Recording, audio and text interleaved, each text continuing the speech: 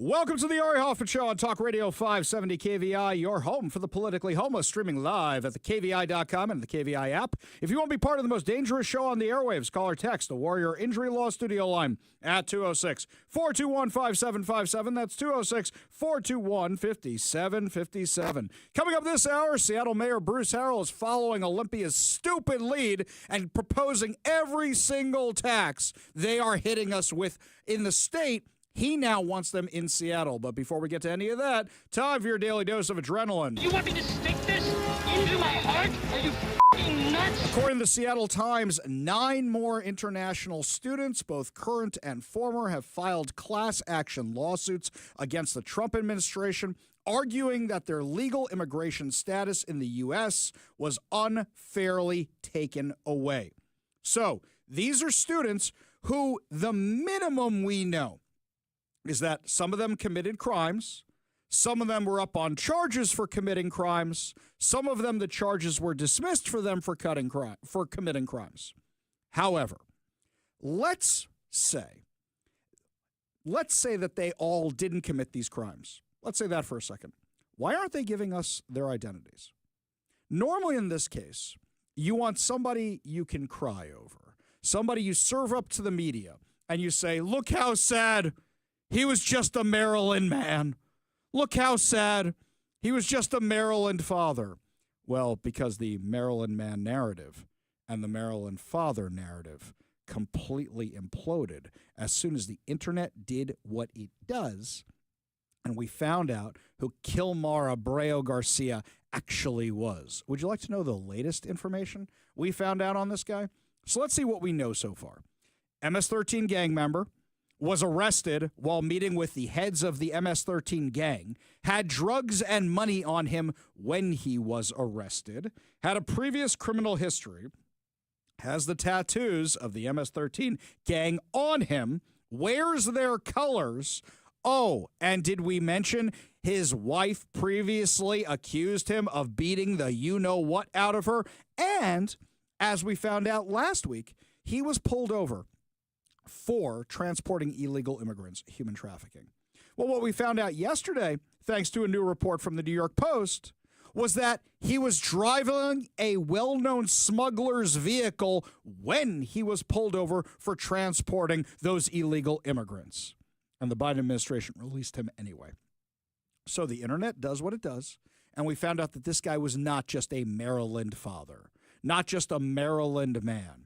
In fact, you even hear from all the major news outlets, now they say suspected, alleged MS-13 gang member, because they don't want to even admit that's what he actually is, even though two courts found that he was. So why do you think they are not giving out the names of these kids/adults at UW? Because then I'm going to go right to my archives, and I'm going to pull up all the video footage of what happened at University of Washington last year, and I guarantee you we're going to find them in the mix with the Gaza encampment. Guaranteed that's what's going to happen. They're all being referred to as John Roe or Jane Roe, or better yet, you know what I'll do? I'll send it over to Jonathan Cho. Within 10 seconds, he'll say to me, dude, I know exactly who that guy is. I know exactly who that girl is. I know exactly who these people are. We're going to find out in 10 seconds. Which is why they are not revealing any of their information. At least 23 international students and recent graduates of the University of Washington have had their status revoked. There's also students from Washington State University, Central Washington University, Seattle University. These are all schools that have had kids or / young adults had their student visas taken away. You know as well as I do, it's likely not for these minor crimes. It's likely that they were also involved in all the unrest on campus. That would be my bet. Otherwise, they would be trotting them out as if they were the most innocent victims in the world. The Seattle Times would be, oh, he was just a Washington father, right? King 5 would be Washington man, Washington mother, right? Oh, they were just studying biology, right? Yeah, there's a reason they're not giving us any of their identification. We'll find it out soon enough. We will. Guarantee you we're going to find out who they are. So now These guys are now suing the Trump administration. Well, we're going to have to find out who they are. And once we do, we're going to find out who these people actually are. Because I guarantee you they are not being deported for small, little, tiny things. Odds are, some manner of violation of the Civil Rights Act is also part of this. But a whole bunch of them have track records for crimes. So once again, the Democrats are saying, well, we want to back up the non-citizens who are also criminals, who may have also committed civil rights violations. So now, the University of Washington are talking about creating a NATO defense pact against our government? Yeah, this is absolutely crazy. The Seattle Times, Danny Westneat, has this article about Abraham Flexman, who's a professor at the University of Washington who studies diseases and how they affect global health. He says, an attack on one is an attack on all, quoting the premise of the NATO's North Atlantic Treaty Organization, the military alliance that formed in the aftermath of World War II to combat the Soviet Union. He calls it a NATO for higher education. He's a sponsor of a resolution that passed the UW's Faculty Senate last week, calling for UW to join a mutual defense compact of Big Ten universities.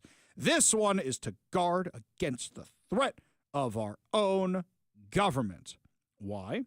As Danny Westneat writes, President Donald Trump has been going after major universities for their diversity programs as well as last year's protest against the war in Gaza. Excuse me. That is incorrect, Danny Westneat. He has been going after them for persecuting Jews, for persecuting Christians, for holding people hostage in buildings, for vandalizing buildings, for creating complete unrest on college campuses. These aren't peaceful protesters. No. Why is it any time the Seattle Times writes something, protesters are always just protesters, not rioters, not Hamasniks, not terrorist supporters, and anybody on the right who objects to anything, they're always far right. They're always labeled MAGA Trump supporters. Literally at the University of Washington, I was there when Jewish students were being stopped from going across the campus. That is illegal. I was there when Christians were being blocked by our own police department from the University of Washington, supplemented with whatever agencies, from going across the quad. I was there. I saw it with my own two eyes. We've seen the video of it. We shared it on social media. These aren't peaceful protests against the war in Gaza. These are people who are taking over the campus and are rabid terrorist supporters. I posted a video to social media today. This is one I actually received last week. And what this video shows, and you can check it out at Ari Hoffman Official on Facebook and Instagram, the Hofffather over on Twitter, what it shows is a booth that has been set up at the University of Washington by Super UW. It's an organization that's pro-Palestine, stands for something having to do with Palestine. They've been banned as a student organization. They've been suspended as a student organization from campus. Why? Because last year they're the ones who took over the Husky Union building. That's the big building with the bowling alley and the arcade games and the place where all the students hang out. They took it over, caused over $50,000 in damage to the building, targeted Jewish students' art and destroyed it, and were suspended following the investigation into it, even though nobody was prosecuted at all. So they were suspended as a student group. They are still allowed to table on campus. They were still allowed to have events on campus. You know when they were not allowed to have events on campus anymore? Not when they were suspended. But what happened was, even as a suspended group, they were still renting out rooms in the Husky Union building, which they're technically not allowed to do. I believe they had one or two events after the suspension. And then what happens is I get word on the same day that Columbia loses $400 million in federal funding, I find out that the University of Washington is allowing this group to rent out a room for a Palestine Solidarity Festival. So I email them and I say, hey, what's up with this? Wouldn't you know, within minutes, no, it's canceled. We're not having the event anymore because University of Washington doesn't want to lose the federal funding. They're scared to death of losing the federal funding. But at the same time, these are the same people who are still allowing this nonsense on campus. So what was this booth that this organization had on campus? They had 3 people running the booth. I don't know if they're students. They look on the younger side, but there's one that looks like an adult. So who knows if they're actually students or not. They are giving out the same material that Khalid Muhammad was giving out at Columbia. The same material that came from Hamas that literally has Hamas's logo and the Hamas media office printed in the corner. It's the exact same material. The same material. And when they were confronted and asked if they knew it came from Hamas, they said, yeah, we want to get their narrative out there. They're also selling T-shirts that have depictions of October 7th and depictions of terrorists. Selling it on the quad. You are not allowed to sell things from the University of Washington unless you have permission from the school. Well, supposedly they didn't have permission from the school, but UW did absolutely nothing to stop them. Nothing to stop them at all. And actually sent some people out to see what was going on and just let them be. They sold out of their T-shirts at the University of Washington. Completely sold them out of ones supporting terrorist organizations. And you might be able to claim ignorance not in this case, because the person who videoed all this and sent it to me asked them point blank if they knew what they were doing. And they knew exactly what they were doing. Yale, those protesters the other night, who were stopping Jews from walking across campus, they know exactly what they're doing. And the reason they're wrapped in keffiyehs and the reason they're wearing masks is because they know that if people find out who they are, there are probably a whole bunch of international students in that bunch too that could lose their student visas also. Well, now you've got the Democrats advocating not just for illegal immigrant gang members, but also for terrorist supporters. Talk about being on the wrong side of history.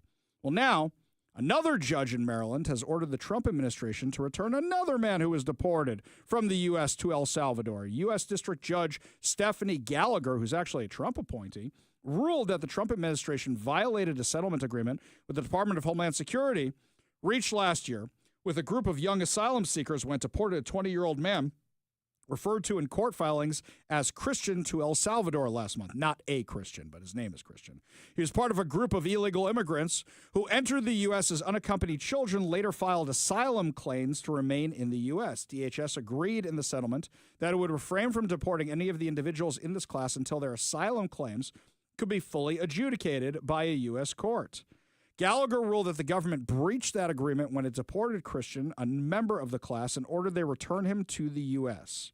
Now, the question is here, is there something else here, or is this an error? As I say all the time, the government is a giant sledgehammer. It is not a scalpel. But are we going to find out this guy was a gang member too? Are we going to find out this guy had a whole bunch of criminal charges on him? Because that seems to be what's been happening so far. Yes, we admit Abreu Garcia was accidentally sent to El Salvador, but at the same time, what the hell was he doing in this country to begin with? Never should have been here. The Democrats aren't making the case, oh, you could be rounded up just like any of these gang members effectively. No. Instead, they're going down there and advocating for the gang members. If they wanted to say, you know what, anybody could be deported, if these guys are deported, I would come right back at them and say, yeah, I haven't committed any illegal acts and I didn't come to this country illegally and I'm not a member of a dangerous gang. In fact, press secretary called this out and said, this is absolutely insane. The Democrats have lost their minds. They're advocating for terrorists, terrorist supporters, and gang members. Well, the Democrat Party is full-blown crazy. Their motto should be illegal immigrant criminals first and American citizens last, because that's exactly what they are doing. You have seen Democrat elected officials who swear an oath to stand up for their constituents and law-abiding American citizens spending more time advocating for illegal alien criminals, gangbangers, and wife beaters in the case of Abreu Garcia from Maryland. It's despicable, it is disgusting, and we are going to continue to call them out, and this administration is going to continue to fully enforce our nation's immigration laws. And how can we live in a sovereign country where the previous president, Joe Biden, was allowed to illegally traffic tens of millions of illegal aliens into our country, and the courts did nothing to stop him, but now you have President Trump, who was duly elected overwhelmingly by the American people to deport these illegal criminals from our communities, and you have rogue district court judges that are trying to stop him at every turn. It's unacceptable. And I will remind these district court judges and the Democrat Party that 90% of the American people support deporting illegal immigrants who commit crimes in the interior of our country. That's according to a latest Washington Post poll. So the president will not only win in the court of law, but he is winning in the court of public opinion. And he is delivering on his promise to secure our homeland. I went and looked up that poll from the Washington Post, which is definitely not my little black book of the right-wing media conspiracy. And yeah, the overwhelming majority, somewhere between 80 and 90% of Americans, agree with deporting illegal immigrant criminals. So Democrats have placed themselves on the wrong side of yet another issue. Also, Democrats in Congress have spent over $240,000 of your money to go visit a non-citizen MS-13 gang member in El Salvador. Hey, any of you guys go to North Carolina to see the flood damage? Any of you go to Gaza to check on our hostages there? Any of you go to Russia to check on our Americans that are being held against their will there, or in any other country for that matter? No. You're going to advocate for the MS-13 gang member. Oh, and by the way, as awesome as it is that the Trump administration is getting all these psychos out of here, crimes are still happening because of the sheer volume of these illegals that Joe Biden let into the country.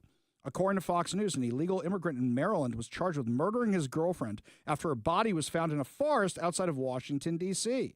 The Charles County Sheriff's Office in Maryland announced Monday that 24-year-old Kesey Robinson Alexi Barrera Rosa was charged with the murder and killing of his girlfriend, Lesbia Mileth Ramirez Guerrera, 23, who was reported missing on March 31st. Her uncle was charged as an accessory. Deputies said her body was found on April 17th in a heavily wooded area of the forest just outside Cedarville State Forest in Prince George's County, Maryland. Her body was found buried. Guerrero was the mother of 2 young children. So where's everybody saying the Maryland mother who was killed by an illegal immigrant? No. Instead, who are the Democrats advocating for? For the people who killed her yet again. They're on the wrong side of history on literally every single issue. Every single one. In fact, I challenge you to tell me one issue the Democrats are on the right side of history on when a majority of Americans actually agree with them. 206-421-5757. That's 206-421-5757. But some people may be shook. And they may be saying, hey, you know, some of these people should not have been deported. I'm looking at these people and going, they're still here illegally. That's still a crime. I'm having trouble feeling bad for them. But some of you may disagree. Some of you may say, you know what, Ari?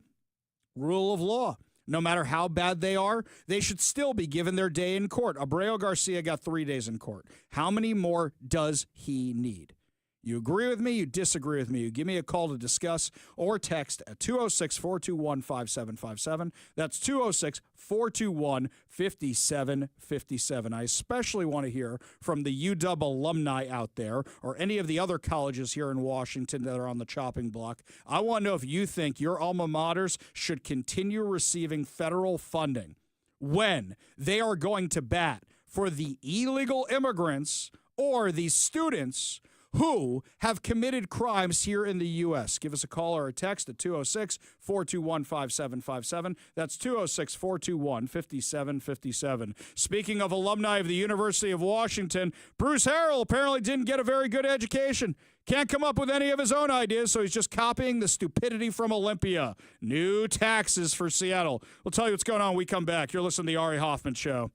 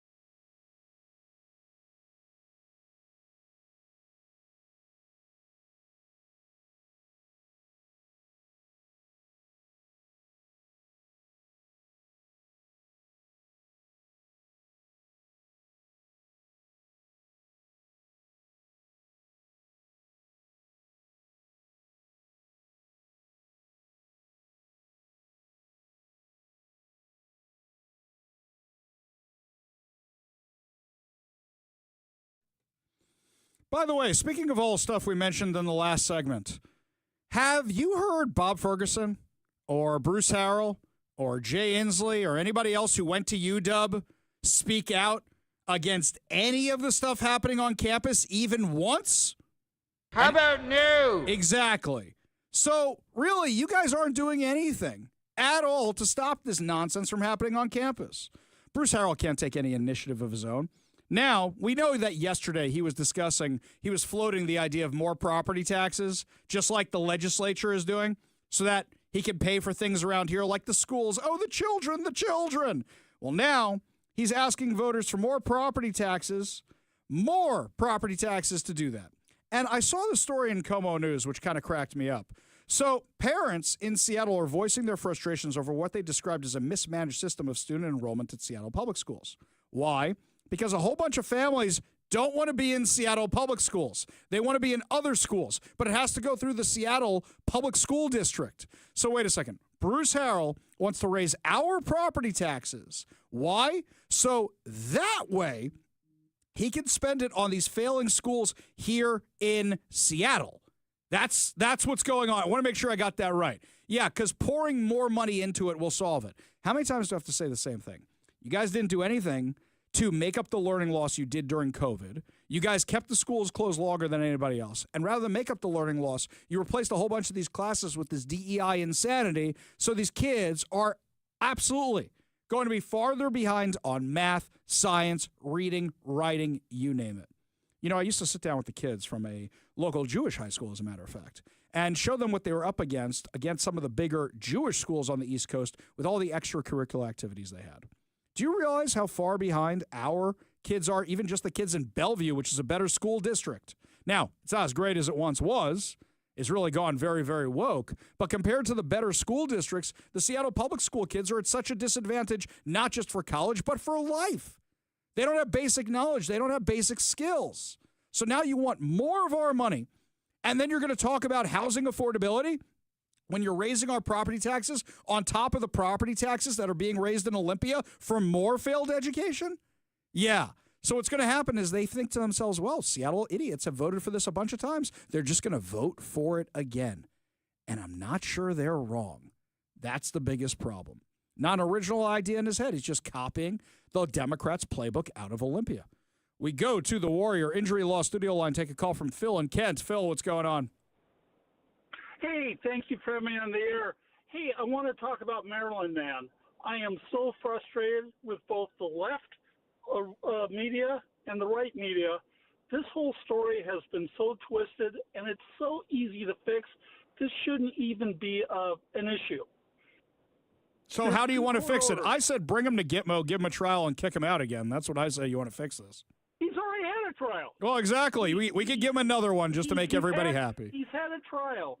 All you got to do is send a U.S. Marshal down to El Salvador, pick him up, take him to a U.S. airport. He's back on U.S. soil. You solved one of the court orders right there. Yeah. He doesn't leave the airport. You put him on a connecting flight to any other country in the world, because the first deportation order says you need to be deported, but yeah, we're not going to send you back to El Salvador. Yeah. You can send him to Russia. You can send him to Gaza. Oh, I like that. Yeah. Wait a second. Hang on. So all the Hamasniks are predators, right? And he's an illegal alien. So we could send him to Gaza and have alien versus predator. This sounds awesome. Let's do it. Well, yeah, and it solves the court order. I agree. Here's my frustration. I agree with you. You're 100% right. What I said a few days ago is I said, look, you guys really want to do this? Here's what you do. Send a couple of judges or whoever it is. Send him a lawyer. Send him a judge. Send him a prosecutor. Send them all out to El Salvador. Have his little trial, and then send him anywhere else in the world. You're right. There are solutions to this. But you don't even need to do that. No, you don't even need to do that. You don't. You are 100% right. Everybody is twisting this for their own thing. There are so many easy easy ways out of it, but nobody wants to give up their narrative. The left wants to say, oh, he's a Maryland father, a Maryland man. Phil, you're 100% right. There are very, very simple solutions to this problem. Great points. Appreciate the call, buddy. You want to be part of the show, you give us a call or a text at 206-421-5757. That's 206-421-5757. Christy says over on the text line, hi, Ari, as a UW alum, I say take all federal funding away immediately. Get rid of the president now and the current Board of Regents. Yeah, they're probably just hoping that when Anna Marie Hoochie Coochie is out of there in June, the new guy won't have these problems anymore. You still have one of the most anti-Semitic faculties, one of the most radical faculties in the entire United States. That's not going to change overnight. We go back to the Warrior Injury Law studio line, take a call from Robert in Kitsap County. Robert, what's up, man? Ari. Hey, this illegal immigration stuff's on my nerves now, and it's costing us cash. Mm-hmm. I put in a reference request to find out how many illegals were on Apple Care, our taxpayer-funded free health care. Sure. And the number's over 11,600. Do you have that information? I certainly do. Would you mind emailing that over to me at ari@kvi.com? That's ari@kvi.com. I certainly will do that later on this afternoon, buddy. Much appreciated. Thank you. See, we always get the best tips from our listeners. You guys are the best source of information we have out there. Yep. KVI Nation, yet again. Yeah, please send that over to me, okay? Yeah, because, we can't even afford the normal stuff around here, and now we're funding illegal health care? Yeah, it's beyond crazy. No, that's not cool with me. Not at all. Not at all. There with the transgender hair removal crap. This is just nuts. Oh, yeah. Don't forget also the Jack City Rain stuff, if you remember that when we talked about it. Yeah. Uh-huh. So we're funding all this stuff, all this good. Oh, wait. And now we're what is that? What was the term, Mike? The master bedroom deterrent system for public parks. That one, too. We're funding that one also. Yes. Yes, exactly right. Robert, great call. Look forward to seeing that information from you. Yeah, appreciate it. Appreciate you being part of the show. You want to be part of the show, you give us a call or a text at 206-421-5757. That's 206-421-5757 from the 425. Is it possible to have Democrats labeled as a terrorist organization? Funny. I don't know if we can actually do that one, but very, very funny. Do enjoy that one. We go back to the Warrior Injury Law studio line. Take a call from our friend Transit Joe. Transit Joe, what's up, man? What's up, man? Did you see that YouTube that Stand With Us Seattle put out a few days ago? It's also, I think the YouTuber's called Jew or True. Oh, yeah. You sent it over to me. I saw it a couple days ago when you sent it to me. Yeah. Yeah, you should share that with everyone because what's going on at the University of Washington is absolutely disgusting. And you know what? I think what you make it even better is if you remix some of Joe Biden's speeches about anti-Semitism with it and showed, as I've said before, the deep disconnect between President Biden's soaring, heart-melting rhetoric and the reality of having progressive dummies around running things because, frankly, they're not meeting the ideals of a Democratic Party. Well, so what's fascinating to me is actually, Joe, you gave me the perfect lead-in for our next segment, and you're going to hear why, is because there seems to be right now a fight for the soul of the Democrat Party. And when we come back, we're going to get into the fight between those progressives and the few remaining blue dog mainstream Democrats that are left, and what this means for the 2026 and 2028 election cycle. You're listening to the Ari Hoffman Show on Talk Radio 570 KVI.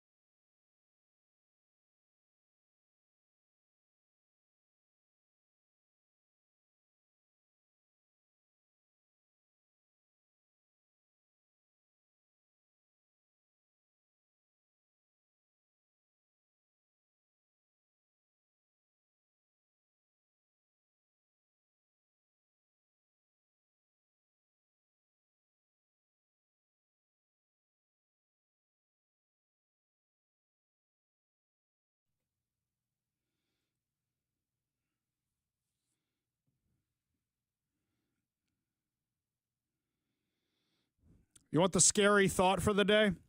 AOC is going to run for president in 2028. Yeah, there's no denying it now. I'm going to show you how I know this. You ready? There was a vote with Representative Rashida Tlaib, the Democrat from Hamas. She proposed designating Israel as an enemy of the U.S. alongside China, North Korea, and Iran. The vote failed 410 to 3. Now, who are the three who voted for this insanity? Rashida Tlaib, Ilhan Omar, and Ayanna Pressley. We're missing some people. Where's the rest of the squad? The rest of the squad always votes for this kind of stuff, led by their Queen Bey, AOC. So where was she? She wants to run for higher office, whether that's Senator of New York, whether that's President of the United States, whether that's Vice President of the United States. She wants to run. And she knows that over 70% of Americans support Israel in its war against Hamas and support the U.S. backing Israel and support Israel as an ally. So she can still be as progressive and insane as she wants, and she will continue to be so at the rallies and stuff. But she saw that the progressive types, they may abandon her, but she may get some more mainstream Democrat support if she backs Israel and doesn't go against Israel. She's been out there campaigning with Bernie Sanders. If you don't think that they're setting up 2026 and 2028, that's exactly what they are doing. There is a fight for the soul of the Democrat Party right now. There are very few classic liberals left in the Democrat Party. Very, very few. One of them happens to be one of its newest members, Senator John Fetterman. Can't find a Fetterman.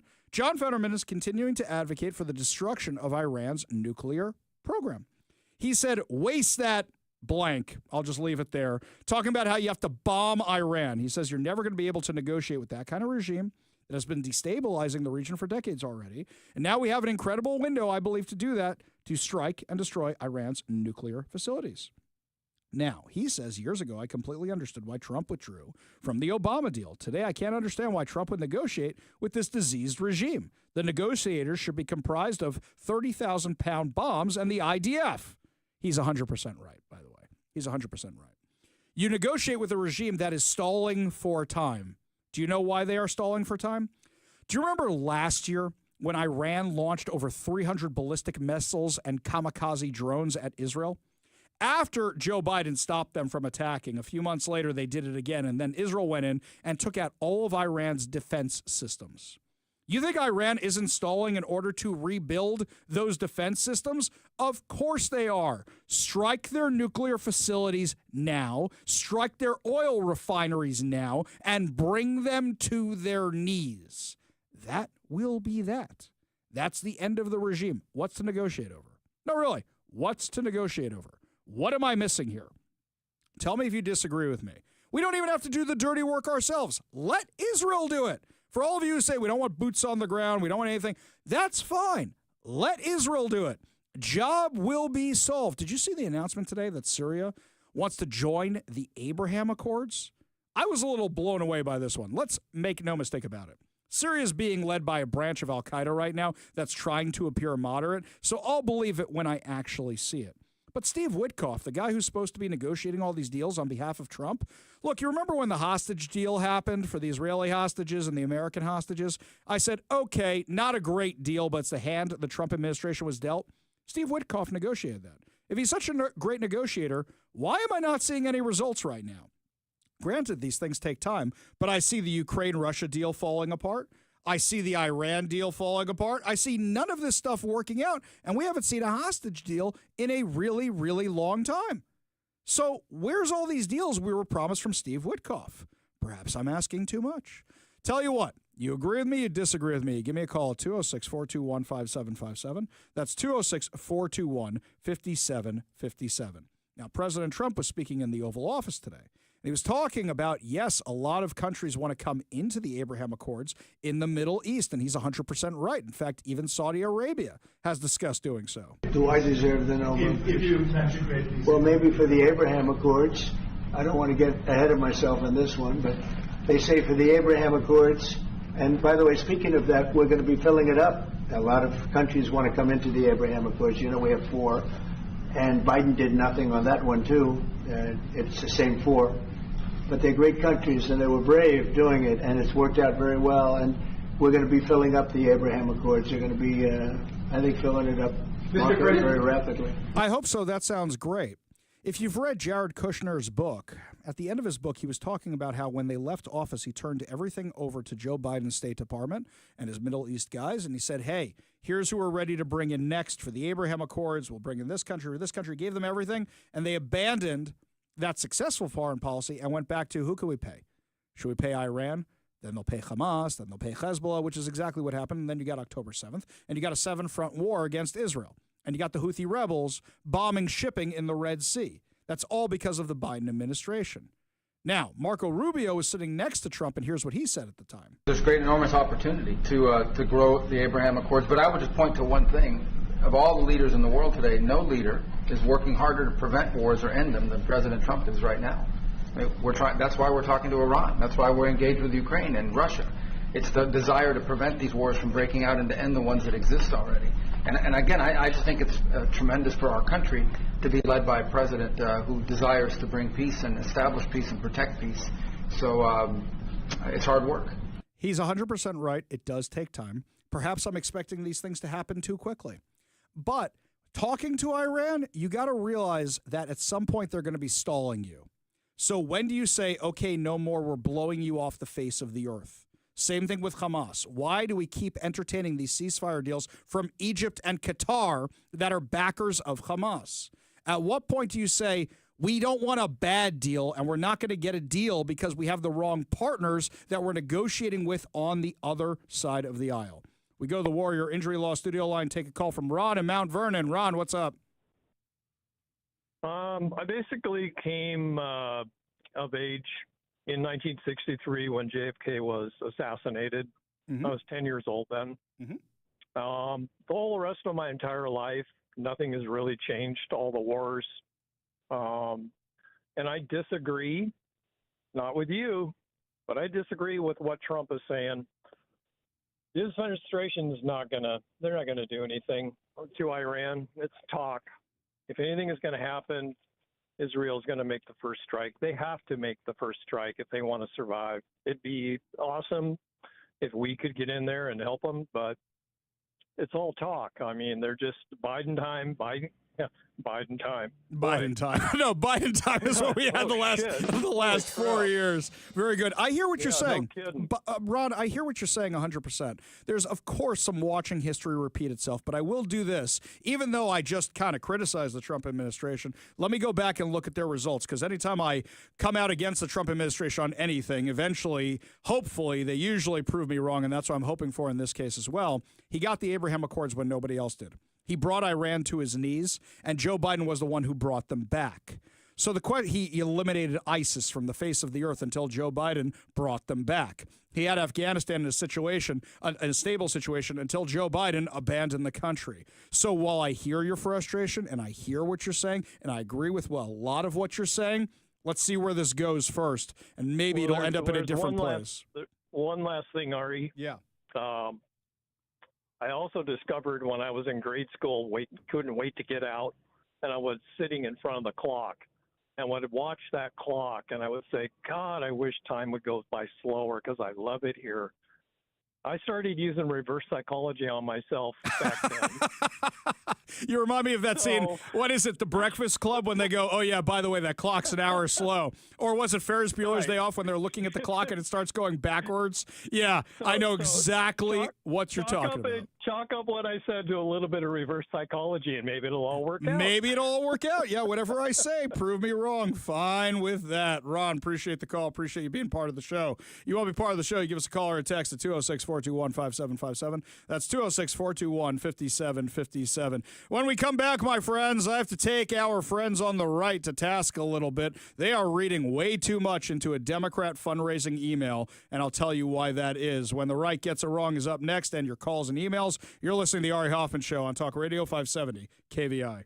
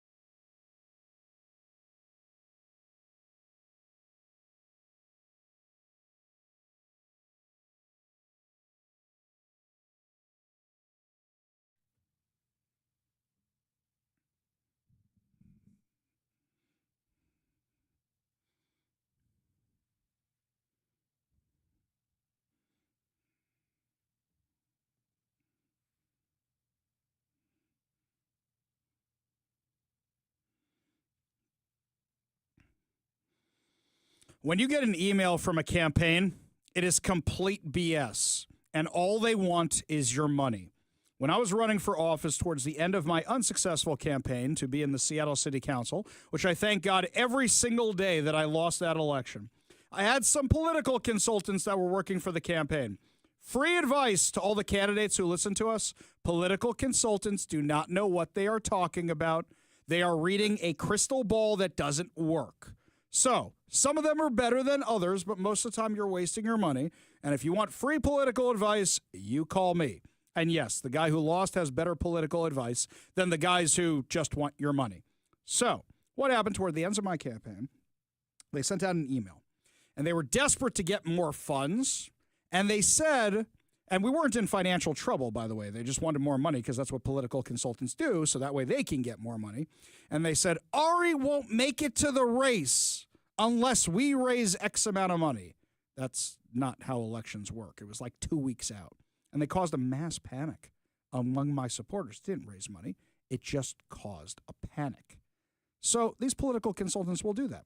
Kamala Harris is trying to pay off a $20 million budget gap, $20 million debt for her campaign. So what'd she do? The Harris Fight Fund said, here's the truth, directly and transparently. Democrats across the country have received fewer individual donations so far this month than have been hoped for, and certainly less than the last few months. It's not great. Some of the reasons, totally understandable. The economy looks incredibly shaky. Elon is firing as many people as he can. There's a lot of organizations that need help during this crazy time. Okay. The right took this email and said, see, the Democrats are in trouble. Do you realize that AOC has had record fundraising? Bernie Sanders has had record fundraising. All the Looney Tunes on the far left have had record fundraising. They're not in trouble. They're saying this so that you notice, so that you give them the money. Do not believe a word they say. This does not mean the Democrat Party's in trouble. Kamala Harris is considering running for governor of California, and she wouldn't do that unless she has the money behind her.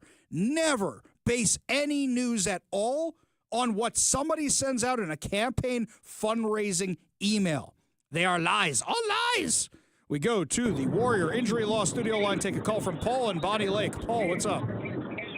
Thank you, Eric, for taking my call. The gentleman you just spoke with, 63. That means he's 1 year older than me. What is he smoking? Ronald Reagan rebuilding the military, rebuilding the economy, technologies unheard of and undreamed of, horizontal drilling, hydraulic fracturing. Well, hang on a second. Paul, slow down a second.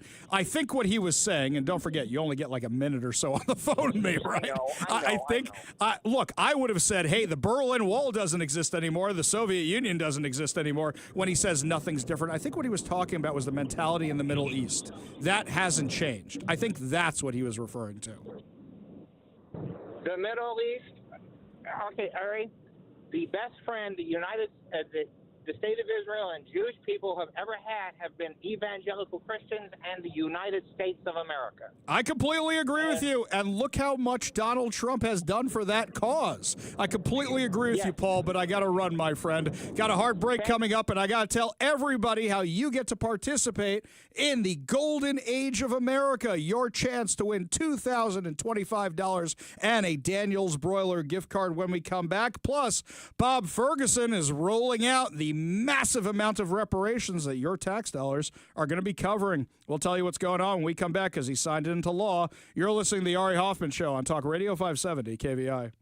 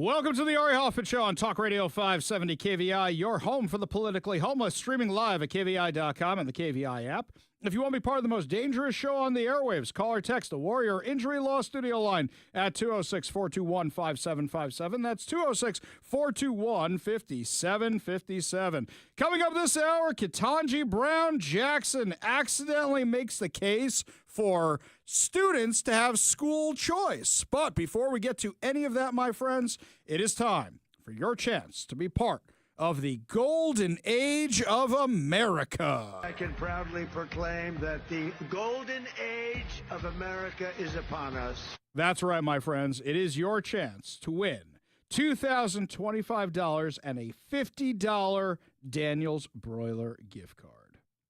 Now, all you have to do is text the word I give you to the number I give you. Do not text your name. Do not text your phone number. Do not text your address. Do not say, "Hi, Ari, you are the best-looking radio host in all the land." You can do that later. But you just text that one word. No duplicates. Just one time, one word. You text in that word, and that is your chance to be entered in our Golden Age of America giveaway. The golden age of America begins right now. See, look how excited our in-studio audience is for this contest. So, today's word is win. As in, we want the Republicans to win in 2026 and 2028 and all the years after that. So that's win. We want you to win $2,025. We want you to win a $50 Daniel's Broiler gift card. Text the keyword win to 206-421-5757. That's win, W-I-N. to 206-421-5757. Remember, you have until 5 p.m. to enter the keyword WIN, W-I-N, to 206-421-5757. Your next chance at winning comes tomorrow at 8 a.m. during the morning ride with Phil Vandervoort. Remember, I'm asking you to dream big again, and this will be America's new golden age. We're going to have a golden age. Yes, we are. Remember to check out danielsbroiler.com to reserve a table, place your takeout delivery order, and more. And I want to thank President Trump for coming by today and being part of the Golden Age of America contest. I also want to thank President Trump for the invitation to the White House next week. Thank you, sir. Well, and thank you, Ari. You do an incredible job and such an important voice. Thank you very much, Ari. Such a pleasure. And I hope to see President Trump in person next week. That's right, my friends.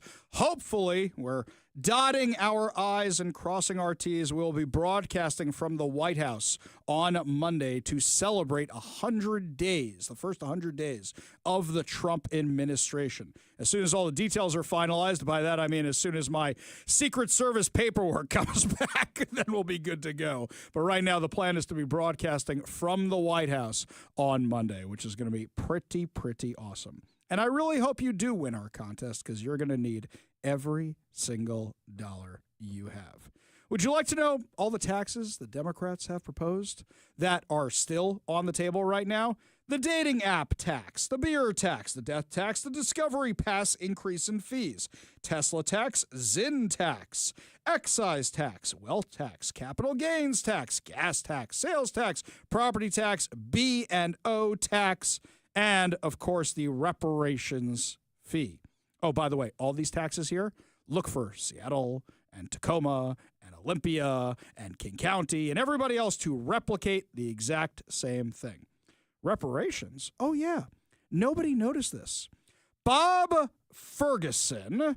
Yeah, you know that guy. Yeah, it's not my name. All right, Turd Ferguson. So, Bob Ferguson signed into law a reparations bill today. What is this? So they have the Covenant Home Ownership Program in Washington State. What is this thing? They did a study years ago, and they said, well, all these people were redlined in Washington decades ago. And they were. The Jews and the blacks and the Italians and the Asians and all these minority groups were redlined. So you know what? We don't feel it's right. So we want to undo the racism of the past, and we want to give them 6 figures towards a down payment for a house on a zero-free interest loan. Well, now, how do they expand this thing? By saying you don't have to pay it back. So $100,000 to $120,000 of a down payment on a house you now can get for free because of the color of your skin. But not you Asians, and not you Jews, and not you Italians. Not so fast, none of you. Just the black people. They're the ones who get to take advantage of this. So what did Bob Ferguson sign into law today? A reparations bill, without calling it a reparations bill. And where is this money coming from? This money is coming from fees that you pay every time you sell or buy a house. There are these fees. So this program that you have to pay into, you do not get access to that if you're white, if you're Asian, if you're Jewish, if you're Italian, if you're any of these other groups, you do not get access to it, which means it is discriminatory. Now, let me be very, very clear. Everybody knows I'm super Jew around here. I think this is a bad program. I don't think we should have programs like this because it discriminates in its own way. And even if they had it for Jews and Asians and blacks and anybody who is redlined, it's discriminatory against white people because they're not eligible for it. They're not the ones who did the redlining. They're not the ones who did the discriminatory. So you're making all the people who had nothing to do with this decades ago pay the bills for people who can't even prove their ancestors, their relatives were discriminated against, which is just plain wrong. Take me for a minute. I can actually trace and actually have the proof that my wife's family was redlined, along with a lot of other Jewish families in Seattle. We're not eligible for the program. In fact, I called the person who ran the program. Turns out we know each other. We know each other from way back in the day. And guess what they told me? Yeah, well, I wish it was applicable to us, but it's not. Jews don't get it, Asians don't get it, and it's ripe for a lawsuit. So it's time to sue over this thing because it's beyond bonkers. It's discriminatory. In a normal world, this thing would not survive a court challenge. I'm sure there are many Jewish families that would sue. I'm sure there are many Asian families that would sue. I am sure there are many people of many different colors of the rainbow that would sue over this discriminatory bill. Even white people who are not eligible for it should sue over this thing. Here's something else. Where are you getting the money for this? If we have this billion-dollar budget deficit, this $16 billion budget deficit that Turd Ferguson says we have, then hang on. Where do you have the money to pay for this? Your fees are not going to cover this alone, especially if you're making these fees, these loans, mortgages that you don't have to pay back. Where is the money coming from? As I've been saying this whole time, we do not have a $16 billion budget gap. We maybe have a $6 to $7 billion one. The Democrats are trying to fund all their programs for the future. That's what they are doing with this. So, what did it sound like when Bob Ferguson signed this bill today? Feel free to step right up. Yes, Let's you're do part it. of history now. This is great. Okay. Washington State's Covenant Homeownership Program provides down payment and closing cost assistance for lower-income, first-time home buyers.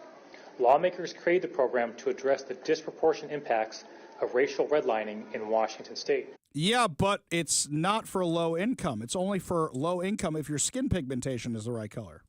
House Bill 1696 modifies the program by adjusting the area median income threshold for program eligibility, introducing loan forgiveness, and modifying the Oversight Committee membership.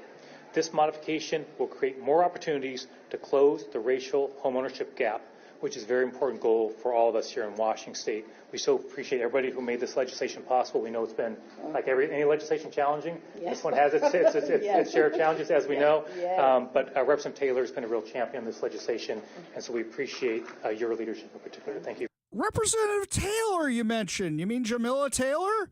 Yeah, I knew her name sounded familiar. Let's go to the archives for a second, what she said previously in the Washington State Legislature. Maybe they might want to call me a monkey today because I want to participate in our inclusive economy. This is getting ridiculous. The people in my community are asking for restorative justice. They're asking for us to repair the harms that previous members of this institution, and I would dare to say, Mr. Speaker, some current members. Whoa. Let's just call everybody racist. Let's call everybody racist who disagrees with us on this program. Good. Call me a racist. Go for it. If any of our legal friends are listening right now and you want some people who would sue over this because this would go to the Supreme Court, easy. At minimum, the Washington State Supreme Court, you be in touch with me, ari@kvi.com. That's ari@kvi.com. Because this thing should be completely shut down. However, there is a little entertaining thing to me. So you're trying to help people own their homes, right? Well, if they own their own homes, what do they have to start paying? Property taxes. So then they're going to be paying these higher property taxes also. So you're hitting these people with an increase in property taxes as soon as you help them buy a house. Oh, isn't that ironic? Don't you think? It's beyond crazy, this program, and it's discriminatory. In fact, coming up at 4:30, we have our friend Brandy Cruz who's going to be joining us to discuss this program a little bit more in depth. Would you like to know some of the other terrible bills that Bob Ferguson has signed? How about this one here? You remember this one? A bill requiring Washingtonians to get a state permit before purchasing a firearm? Yeah, he signed House Bill 1163. That's right. The bill mandates a 5-year permit with the Washington State Patrol to purchase firearms, requiring applicants to undergo fingerprinting and background checks and complete certified firearm safety training. It also strengthens concealed pistol license requirements and introduces more rigorous record keeping and reporting requirements for firearm dealers. How much more do you want us to do? Now, I read this article from the Center Square, and this one cracked me up. This is a statement from Representative Liz Berry, who says this bill will save lives. How? How will this prevent any crime that has happened in our area? I challenge anybody to tell me how. She says, gun violence is now the #1 cause of death in children. Not true. And teens in this country. Not true. And that is simply unacceptable. I know to you and me, it doesn't have to be this way. Permit to purchase systems save lives. They work. No, they don't. I think we have to have our friend William Kirk back on the show from Washington Gun Law to talk about the stats behind all this, because this is just not true. She says, and this is the part that made me laugh, they make sure that guns don't get into the hands of the wrong people. How? You think the criminals that have the illegal weapons are going through the background checks? Do you think that the gang members on our streets that the Democrats do not want to deport, from Tren de Aragua and MS-13 and all the other gangs, you think they use legal guns? No. This is just something that's going to be harder on us, more onerous on us. Plus, is there any other amendment that requires a permit on it? Oh, this is going all the way to the Supreme Court, my friends. Guaranteed it's going to. So, somebody want to tell me how this thing actually works to keep the guns out of the hands of criminals? I can't name a single way it possibly would. Oh, would you like to know more taxes that are coming your way? I mentioned the gas tax earlier. ESSB 5801, 6% tax on your, another 6 cents, tax on your gas. And guess what? It goes up every single year because it's tied to inflation. So that means when you watch the other 30 some odd states that don't have the insane Climate Commitment Act, then what's going to happen is these taxes are just going to go up and up and up. So while you see gas prices falling across the country, not going to happen here. Why? So they can pay off their insane spending. Hey, by the way, the Washington Senate Republicans made a really good point. They said $1.17 billion is missing. Missing! They said, here's what they said, not adequately accounted for or missing in federal COVID relief aid taxpayer funds, and that's according to the state auditor's office. That's the Democrat state auditor's office. $1.17 billion is missing.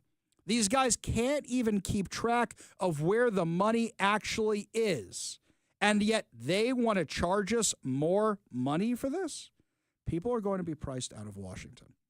People are going to be priced out. And then here's something else that's going to happen. Companies are going to start moving. I was talking to a relative of mine today who works for Amazon on the other coast. And they were telling me, yeah, I have to go into Manhattan to go to one of the Amazon buildings. I usually work from home. And I said, whoa, wait a minute. I thought AOC stopped Amazon from going to New York. And he said, no. Stop the headquarters from going to New York, which did cost 25,000 jobs. But Amazon's got like 6 or 7 buildings in New York City right now. She didn't stop that. So You think that Amazon is going to stay here in Washington?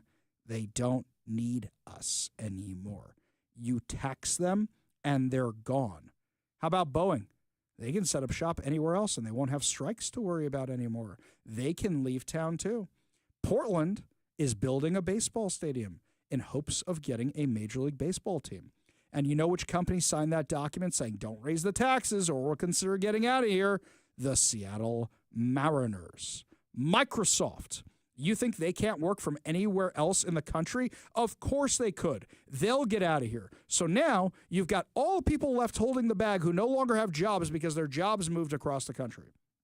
Congratulations, guys. You are killing the golden geese one at a time. Actually, you're doing it like a flock. You're doing it like Joe Biden did to all the chickens with the virus rather than, help save the chickens. And then he drove up gas prices. The exact same thing is going to happen here. I want to hear from you. What's your breaking point? What's your breaking point? What's going to be your breaking point for getting out of Washington? I get pummeled with emails, texts, comments on social media going, enough, I'm out of here. What is your breaking point? Is it this? I know a lot of you are already having that discussion. Give me a call or a text at 206-421-5757. That's 206-421-5757. Let me know what your breaking point is.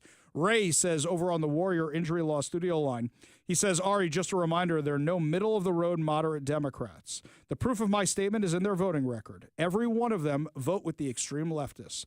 Glusenkamp Perez is a prime example. She votes for Republican bills initially, yet when it counts, she votes lockstep with the rest of the leftists, all so she can say she is bipartisan. Yeah, I think you're right.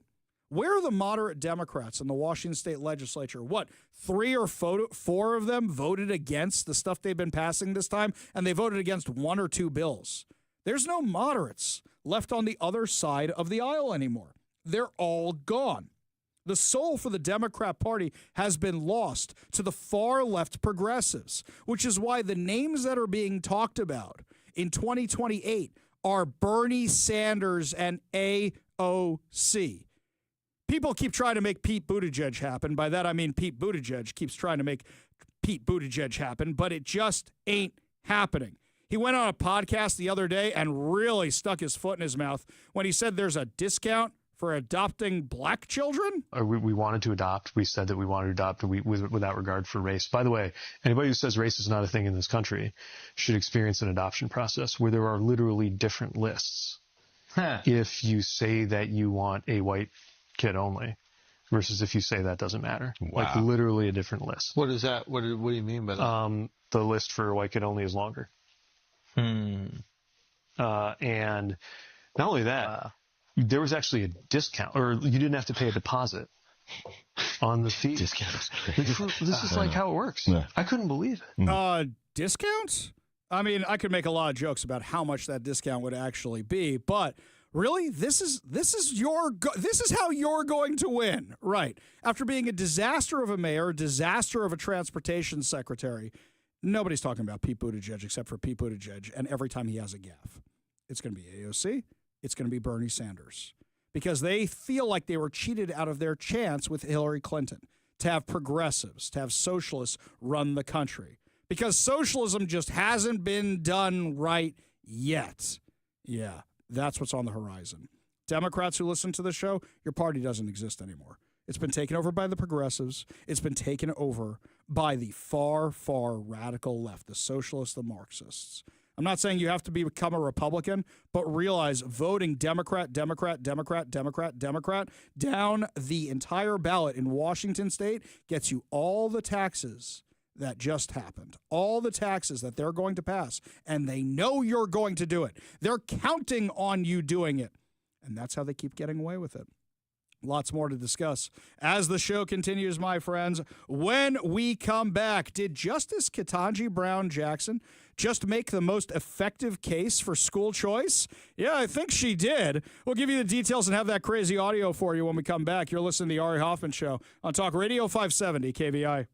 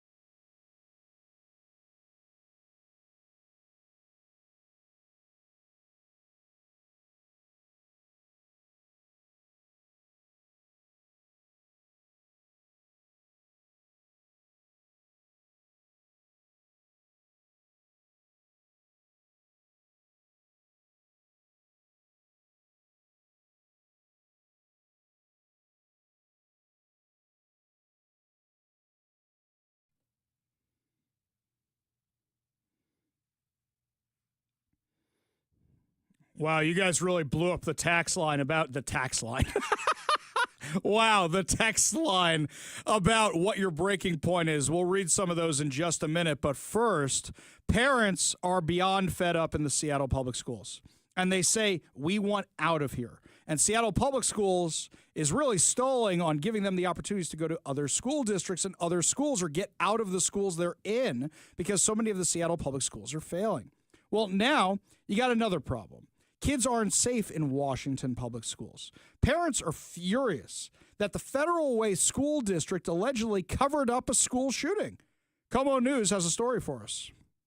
They just want to sweep it under the rug. A group of Federal Way Public Schools parents signed up for public comment at a school board meeting so they say they could face district leaders. I don't feel that my child's safety was the school's priority. They shared safety concerns after a middle school student reportedly shot and injured a classmate on the Lakeland Elementary School playground 2 weeks earlier. The emails that we're getting from them are just very vague. There's no apologies. Parent Esperanza Torres tells Como News she expected communication from the district sooner after finding out her 9-year-old daughter was at school when this all took place and the campus never went into lockdown. I was upset that she was allowed to walk home through the crime scene. Parent Christopher Wiley is pushing for more district-wide transparency when any safety-related issue arises. Get your act together. Understand that we as parents are trusting you with the health and safety of our children. A Federal Way Public School spokesperson in an earlier statement explained the school never locked down because law enforcement secured the scene and believed there was no immediate threat to the school or students. Torres says that answer isn't good enough, and there may need to be improved communication with law enforcement. What I would want is for them to acknowledge that it happened and that they need to do better into either rewriting the emergency protocols, informing the parents. Imagine a school shooting and their school didn't tell you about it. Imagine a school shooting and they don't give you every single detail. Imagine a school shooting and the school doesn't go into lockdown.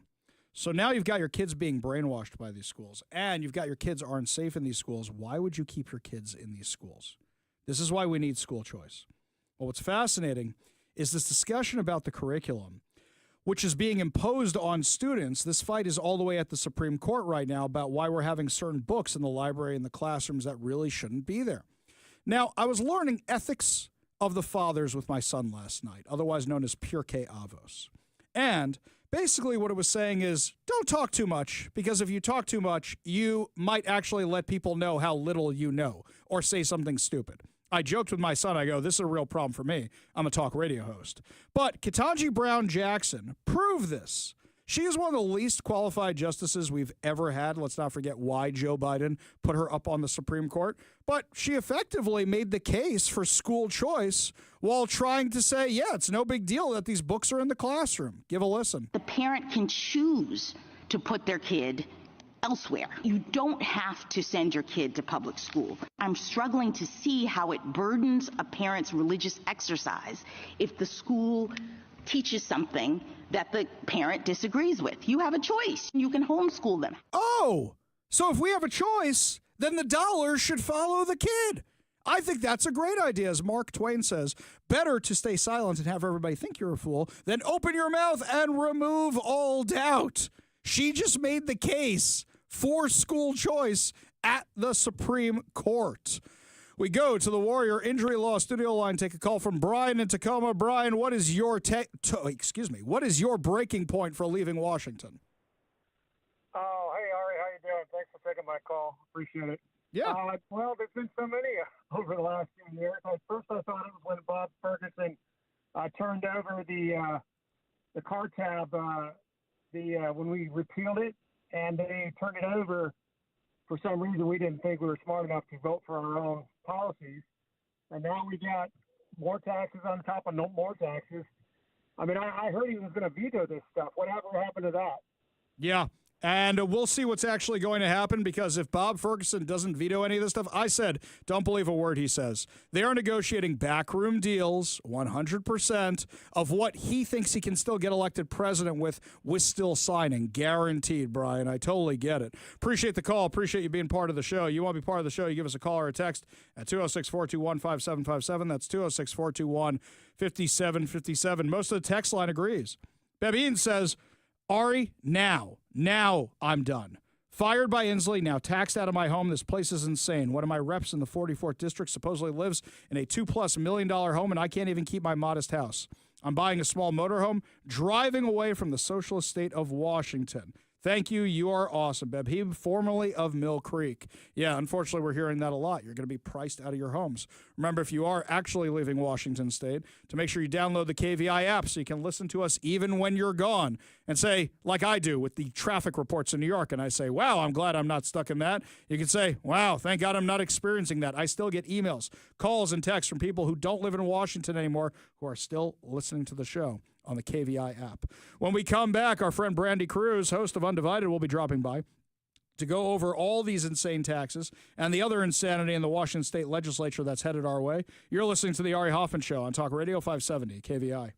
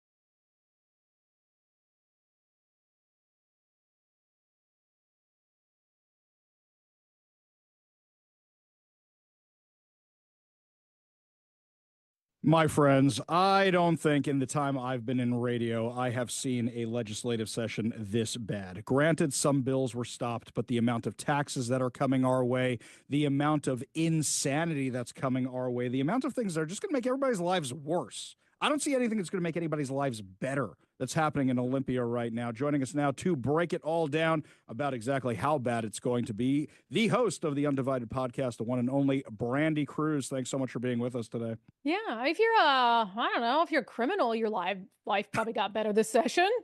Yeah, from prison, they're cheering on a whole bunch of these bills to pass because we know that's what they're doing in prison. Yeah, you're 100% right. It's making lives better for criminals and worse for the rest of us. All right, Brandy, what's your favorite or least favorite of what's happened the past few days? Because there's just too much. Oh gosh. So let's table the tax talk for just a moment because I have to rant about the reparations bill.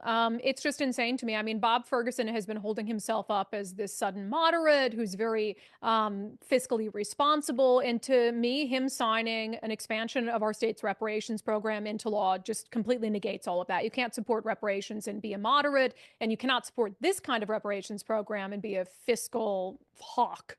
So your listeners will be familiar with the existing reparations law, which they call the Covenant Homeownership Program, because that sounds a lot nicer than reparations. And so it's been in place for a little while now. And essentially, it allows Black first-time home buyers to get down payment assistance in the form of a zero interest loan. And the average loan that they're giving out is about $120,000. And so the idea is we give you the money for this down payment, and then you pay it back when you pay back to us when you sell the home.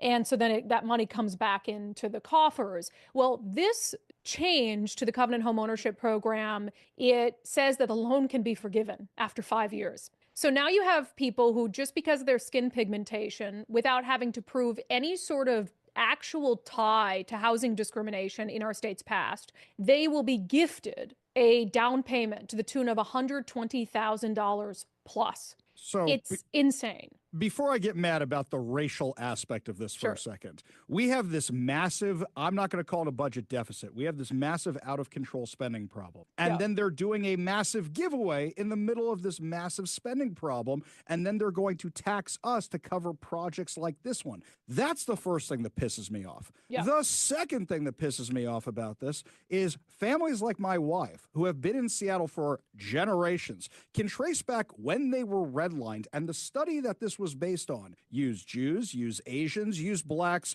and they did this, and that Jews and Asians are not eligible for this program. I don't want to be eligible for this program. This program should not exist. But I actually spoke to one of the people who's in charge of giving out the money. Turns out I know them, and they admitted that it's ripe for a legal challenge. So all somebody has to do is actually challenge this thing, and I don't know if it goes past the Washington State Supreme Court, but there's no way this thing is constitutional. Yeah, blatantly unconstitutional. There are challenges going on to some reparation laws, one in Illinois. I think we're planning to reach out to Judicial Watch, which has been doing that one, and to see, you need someone who has standing, right? So preferably a first-time home buyer who doesn't benefit from this program, or someone who's Jewish, whose family's lived here, who should benefit because they were redlined as well. So yeah, ripe for a legal challenge. But, the point you make, so right now, the idea behind this was, it's, self-funded. Well, the way it's funded right now is, whether you know it or not, if you're buying a home in Washington State, you're paying into this reparations program. The program is funded through increased recording fees after the home sale. So it's just additional fees onto the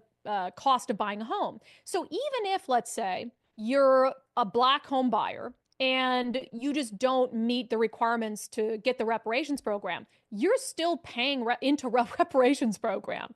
Let's say that you're a white first-time home buyer and you're far poorer than some of the people who do get the reparations program, but your skin color isn't right. Well, you have to save, you have to pay for your own down payment, and then you have to pay for the down payment of people whose skin color is correct. So it's just insane. So right now, this program's like maxed out because it's been so popular. But the idea is that it keeps replenishing itself, because you put the loan out, it's zero interest, and then whenever they sell the home, they'll have to pay the loan back and it'll go back into the program. Well, what happens when the loans don't have to be repaid? Well, it's going to go bone dry, right? That's when they'll come to everyone else and say, well, we have to increase taxes to continue to fund this reparations program. And I'm going to take a higher level view on this whole thing for a second, because I compare Washington and I compare Florida. So you've got two governments that are completely opposed to the way they function. We're talking about more property taxes. Florida's talking about getting rid of property taxes. Florida had so many people moving there, they didn't need any more money because they had an increase in revenue. We had so much revenue from all the tech companies, and then we somehow managed to blow the spending out of control, and now it looks like they're taxing every single thing you can possibly imagine, whether it's something they like EVs or Teslas. I know they hate Elon Musk, but they like the EVs, and on Earth Day they're taxing them. Or whether it's something for us where they're restricting guns, taxing ammo, taxing any of that kind of stuff, whatever it is, they will tax it, and all their virtue signaling has gone out the window, and they're just showing how desperate they are for everybody's money. Yeah, 100%. I just constantly use the example like 100 times a day because it's the best example. You can't say we're in a budget pinch where you have to make hard decisions and continue to fund laser hair removal for transgender prison inmates. To me, that's the example that, again, it's like you're spending our money on stuff like that. And that's just one of many examples. So you can't sit here and say you're desperate for money. And I'll try, if I can, Ari, in one breath, okay, to list off the new or increased taxes that Democrats are pushing. Are you ready? I'm good. Let's go. B&O tax, property tax, gas tax, sales tax, death tax, reparations fees, capital gains tax, wealth tax, excise tax, precious metals tax, Zinn tax, tax on sporting events, Tesla tax, Discovery Pass fee, glass bottle fee, craft beer tax, hunting, fishing fees, firearm permit fees. I did it. And there's more. There's more. That's just some of them. Okay. Nerd story for a second. When I was in high school, I had a chemistry teacher who made us do modern major general to the periodic table of elements, and I can still remember part of it. There's hydrogen, helium, potassium, beryllium. Oh, yeah. I can still remember that. Yeah. I think this is calling out for AI to do one of these songs. I may program that in tonight. Oh, you should. Okay, I'll get you the list. There I we love go. that. All that, we'll put it in there and see if AI can actually handle it. Just before we let you go, there's so much insanity happening in Washington in the legislature. What are we looking forward to this weekend? Do you think there's going to be a special session? Do you think more stuff is on the way? How much worse can this get? And then you and I are going to have a little bet whether or not Bob Ferguson actually signs all these tax increases. Yeah, I think, okay, so this weekend, and these things are happening so fast, and I think this is intentional. This was a long session. It was 4 months. They had all the time in the world to really give these tax proposals the time they needed to craft them, and they are shoving it all into the last few days. And I think that's intentional to try to do it just as the clock runs out and they all go back to their day jobs and they think maybe they'll get off the hook, or it'll make Bob Ferguson more likely to just sign it off so they don't have to go to a special session. I don't know. I mean, this is changing by the minute, so I don't know whether they'll need a special session. And I also think at this point, after Bob Ferguson kind of sent them back to the drawing board twice, I know he's been meeting with them. I would find it pretty hard to believe that he'd come back a third time and say, I'm not signing these. So I think whatever they propose to him, probably tomorrow, he's on board with and he'll sign. And we knew he was going to do this the whole time. You know, he's playing hardball. He wants to, and he's going to come out and say, we did everything we could to cut spending and look for progressive revenue sources, and we still have to raise some taxes. And he wants the blame to fall on legislative Democrats. But if he signs it, the blame is on him too. And we're talking about $5 billion in new taxes through the B&O on businesses big and small. We're talking about potentially $12 billion total in additional taxes, many of those that are blatantly regressive, which Democrats complain about all the time. And we're talking about a new property tax stream that will put school funding back 10 years, back to the pre-McCleary decision, and put us in this situation where school funding is now going to be inequitable again, and we're going to get sued over it. All of it, I think, by design to convince Washingtonians to pass an income tax. Yeah, I completely agree with you. But you and I both know that if they do pass that income tax, what's going to happen after that is they're not going to get rid of any of this, or they'll do that little game they tried to play with the sales tax where they'll say, we're bringing it down 0.5%. Aren't you grateful? Bow before us, subjects. Brandy Cruz, really appreciate your time. Make sure you sign up and subscribe for the Undivided podcast. It is the best information on the Washington legislature you will get anywhere. Also, it's one of the only ones that's covering the Washington state legislature, and that is why you have to give her your money and subscribe. Plus, she needs it because we're all going to be hit with these taxes. Give me your money. I like that. Exactly. Brandy Cruz, thank you so much for joining us today. Really do appreciate it. Thank you, my friend. We got a whole lot more to discuss as the show continues. You're listening to the Ari Hoffman Show on Talk Radio 570 KVI.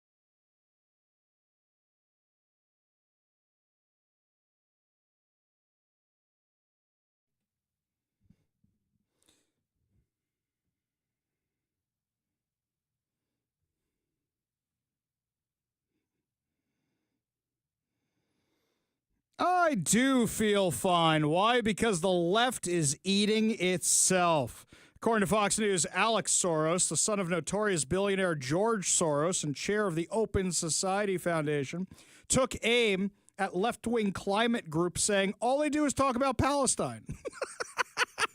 Hang on a second.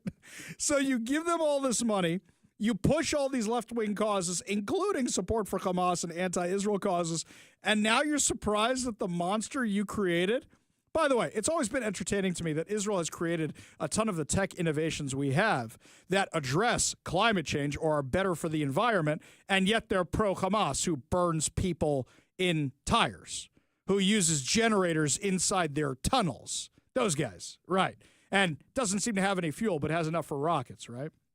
In an interview with New York Magazine, in which he detailed his plans to fund efforts to foil the Trump administration's agenda, Soros expressed his frustration with the leftist environmental group Sunrise Movement. Anybody else here, does that trigger any memories? You remember that episode of Seinfeld where it's the Sunshine Carpet Cleaners, where they're a cult of carpet cleaners? I don't know why that just popped into my head. Soros said, what the hell do they want, by the way? We gave them money, and all they do is talk about Palestine. It's ridiculous.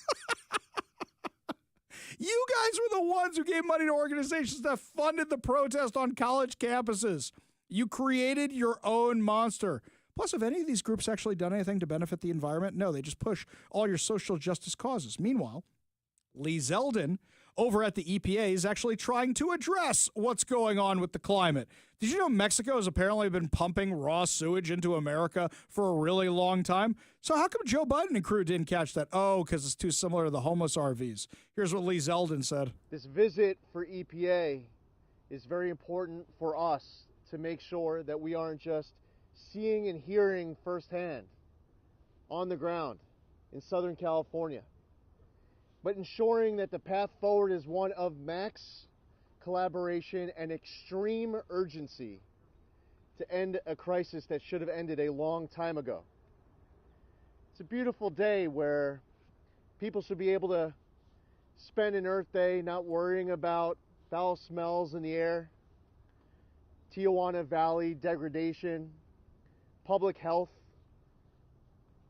beach closures, and so much more. But that's the reality that Americans in Southern California have had to live through for way too long. And they want action, and they're right. Their voice is certainly being heard loud and clear today with all of you being here to tell their story. So, raw sewage from Mexico is being pumped into the waters behind him in this video, into San Diego's waters, land, and air for decades. Now, some people might enjoy swimming in something like that. What's that smell? Oh, that would be me. I've been swimming in raw sewage. I love it. I love it. That's the signal. Let's go. Do it. Must be stuck. Give me a hand. Ed, help me. Ed. Search him. So anyway, yes, they've been pumping raw sewage in there. You know, for Earth Day, I remember when I was a kid, they would have us filter water, they'd have us plant trees, all that kind of stuff. What do they have them do now? Protest Tesla. Protest for whatever radical left-wing cause they can possibly think of, even if it's something like Tesla, which is supposedly good for the environment. We won't get into the battery discussion, which we've done 100 times on this show. You know, it is good for the environment, by the way, and helping a good cause at the same time. Running and walking. And this Sunday, April 27th at Bellevue Downtown Park, we have the All In for Autism 5K Run and Walk. I'm going to be there. Phil's going to be there, and you get to raise money for a great, great cause. So come on out to Bellevue Downtown Park for the All In for Autism 5K Run or Walk to raise awareness, funds to support children on the autism spectrum disorder and their families and caregivers. Give them the ultimate goal of raising their family in a wonderful quality of life. Plus, bring the kids, bring the pets, bring everybody. There's also going to be a special kids dash from 7:50 a.m. to 8:30. So Make sure you show up to support this wonderful cause and help the environment by walking, jogging a little bit. I could stand to lose a few pounds. This sounds good. That's this Sunday, April 27th. When we come back, my friends, Sound Transit has generated billions and billions of dollars and yet wants more of your hard-earned money. We'll tell you what they propose next when we come back. You're listening to The Ari Hoffman Show on Talk Radio 570 KVI.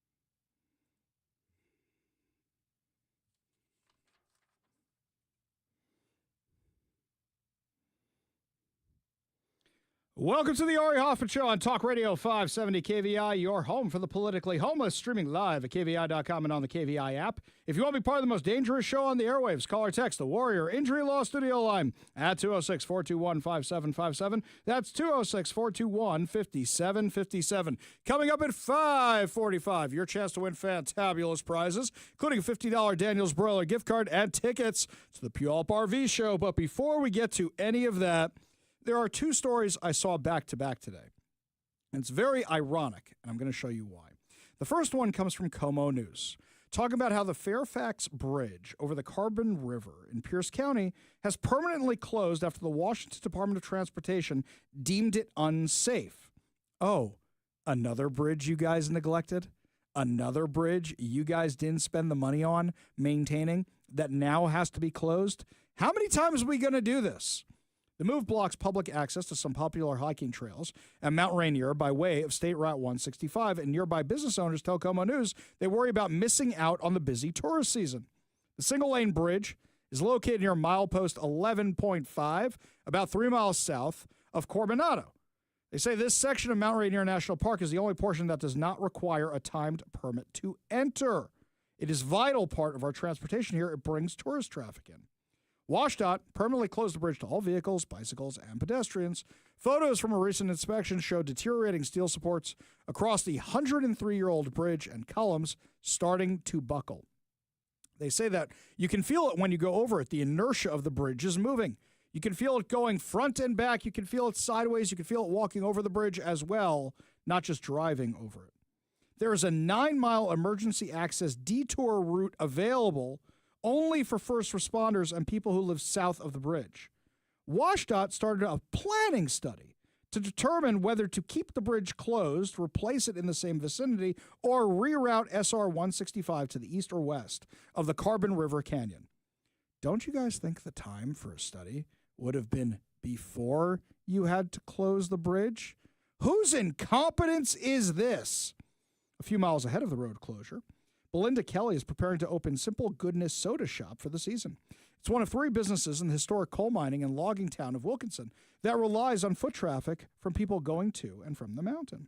She says, I want people to know the town is not blocked off. The key is now, what can we do immediately to bring people into this town and preserve this area and give them attractions and reasons to come in to keep Wilkinson on the map? The issues with the bridge were highlighted as part of WashDOT's bridge inspection program that monitors the condition of the state's 3,600 bridges. According to WashDOT data, as of last summer, the agency owned 315 bridges that were 80 years or older and 133 bridges that were load posted or load restricted. So, you guys have all these bridges. You have not done anything about what's the next one to close? The Columbia River Bridge? Are we just going to wait till that thing falls down? I-90? 520? What are you guys waiting for? Or are you too busy spending your money on other things? Perhaps things that are not that important. And then they come to us and say, we need more of your tax money. Otherwise, these bridges won't get fixed. You have enough of my tax money. According to the Center Square, in 1996, voters within the Sound Transit District voted to approve Sound Move, which imposed a variety of local taxes to fund the construction of public transit, such as bus lines, commuter trains, and light rails. In the years to follow, voters would then approve ST2 in 2008 that added additional taxes or tax increases, followed by ST3 in 2016, both of which expand or seek to expand on existing services.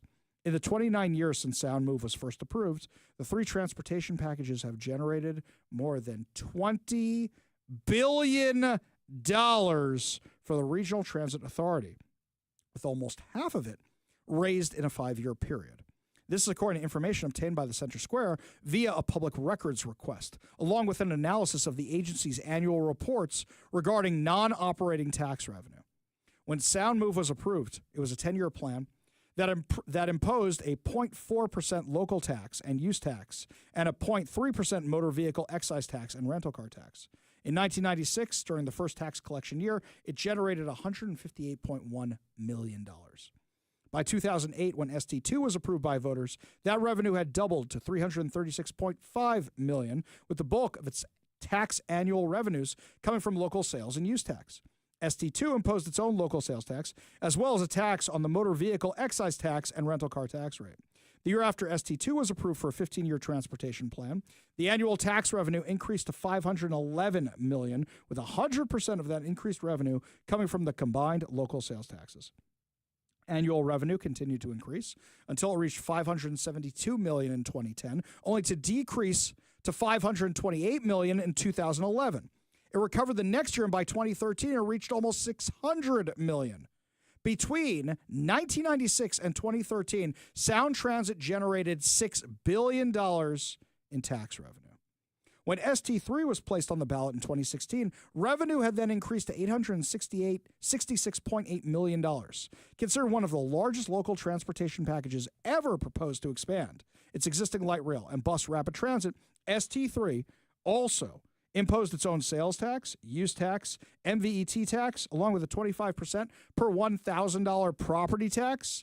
The initial plan was to complete the latest construction project by 2041, but has since been pushed back to 2046 because Sound Transit can never actually run on time.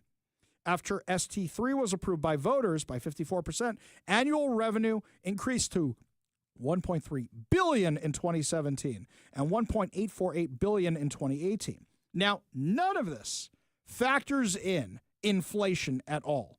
But now you're talking about in 2024, it was almost $3 billion, some of it coming from other financing sources, which means federal, state, and they blew all of it on transit. By the way, I love that they say transit is safe with all these bad headlines. So, just earlier this month, the headline on April 3rd was, "Today, multiple city buses hit pedestrians." Oh, great. Wonderful. Multiple metro buses are hitting pedestrians, Sound Transit buses. Great. Wonderful. Then there was this story. When was this? April 6th, just a couple days later. Man seeks help at Stadium Station light rail stop after being shot. Great. Wonderful. Fantastic. So safe. So wonderful. You really should be asking ourselves, why not only is Sound Transit always behind schedule, why is Sound Transit always over budget, and why the thing isn't safe? It's beyond crazy. Beyond crazy. Now, aside from adjusting it to inflation, you should also examine how much Sound Transit actually brings in via fares, because nobody pays for that sucker. And also, as I say all the time, advertising.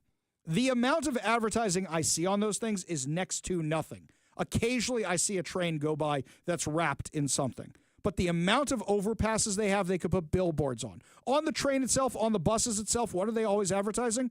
Other state, city, county projects.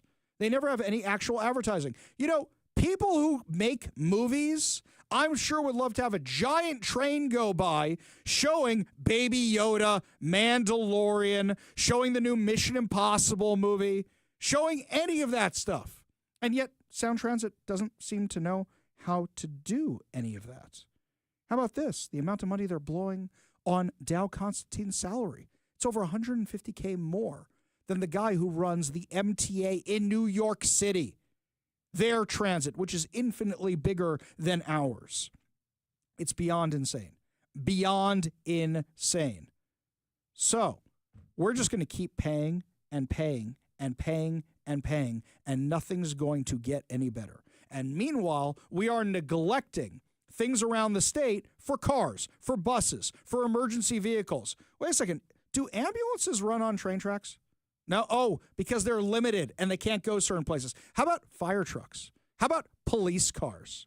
None of it does. So you want to say, oh, well, we really need the mass transit. Yeah, you still need roads at minimum for your emergency services. All right, the left hates the police, so we don't need it for them. They are not allowed to use the roads. But the fire department and the EMTs, they're able to do it, because otherwise, how is EMS going to help the druggies who are having overdoses? We need to take care of that right away. How about all your goods? You going to move those by train to the grocery stores? I don't think there's a lot of trains that go to the grocery stores around here. How are you going to move all your goods? You can't do it by train. You need the trucks.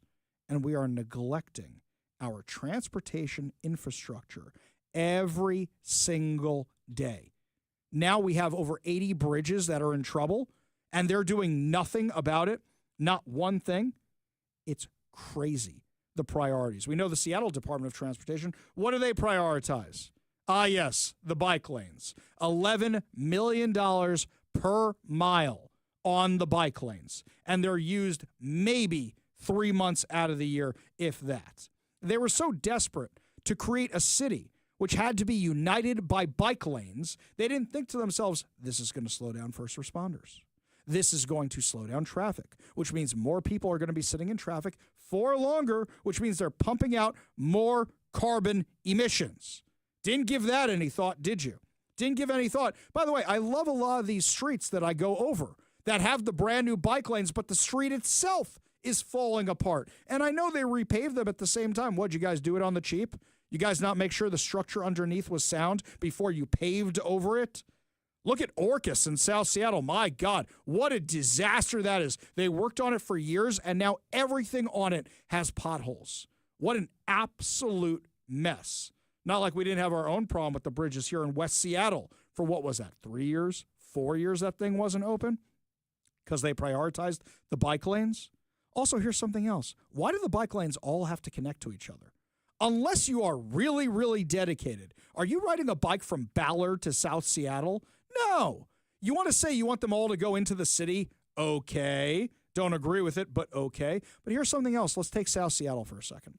You guys know that in my neck of the woods in Seward Park, what you guys did with the road speed bumps and this entire mess has slowed down traffic, which means cars are idling more, which means they're pumping more carbon emissions into the atmosphere. But in addition to that, you missed out on tourist opportunities. You want to blow that kind of money?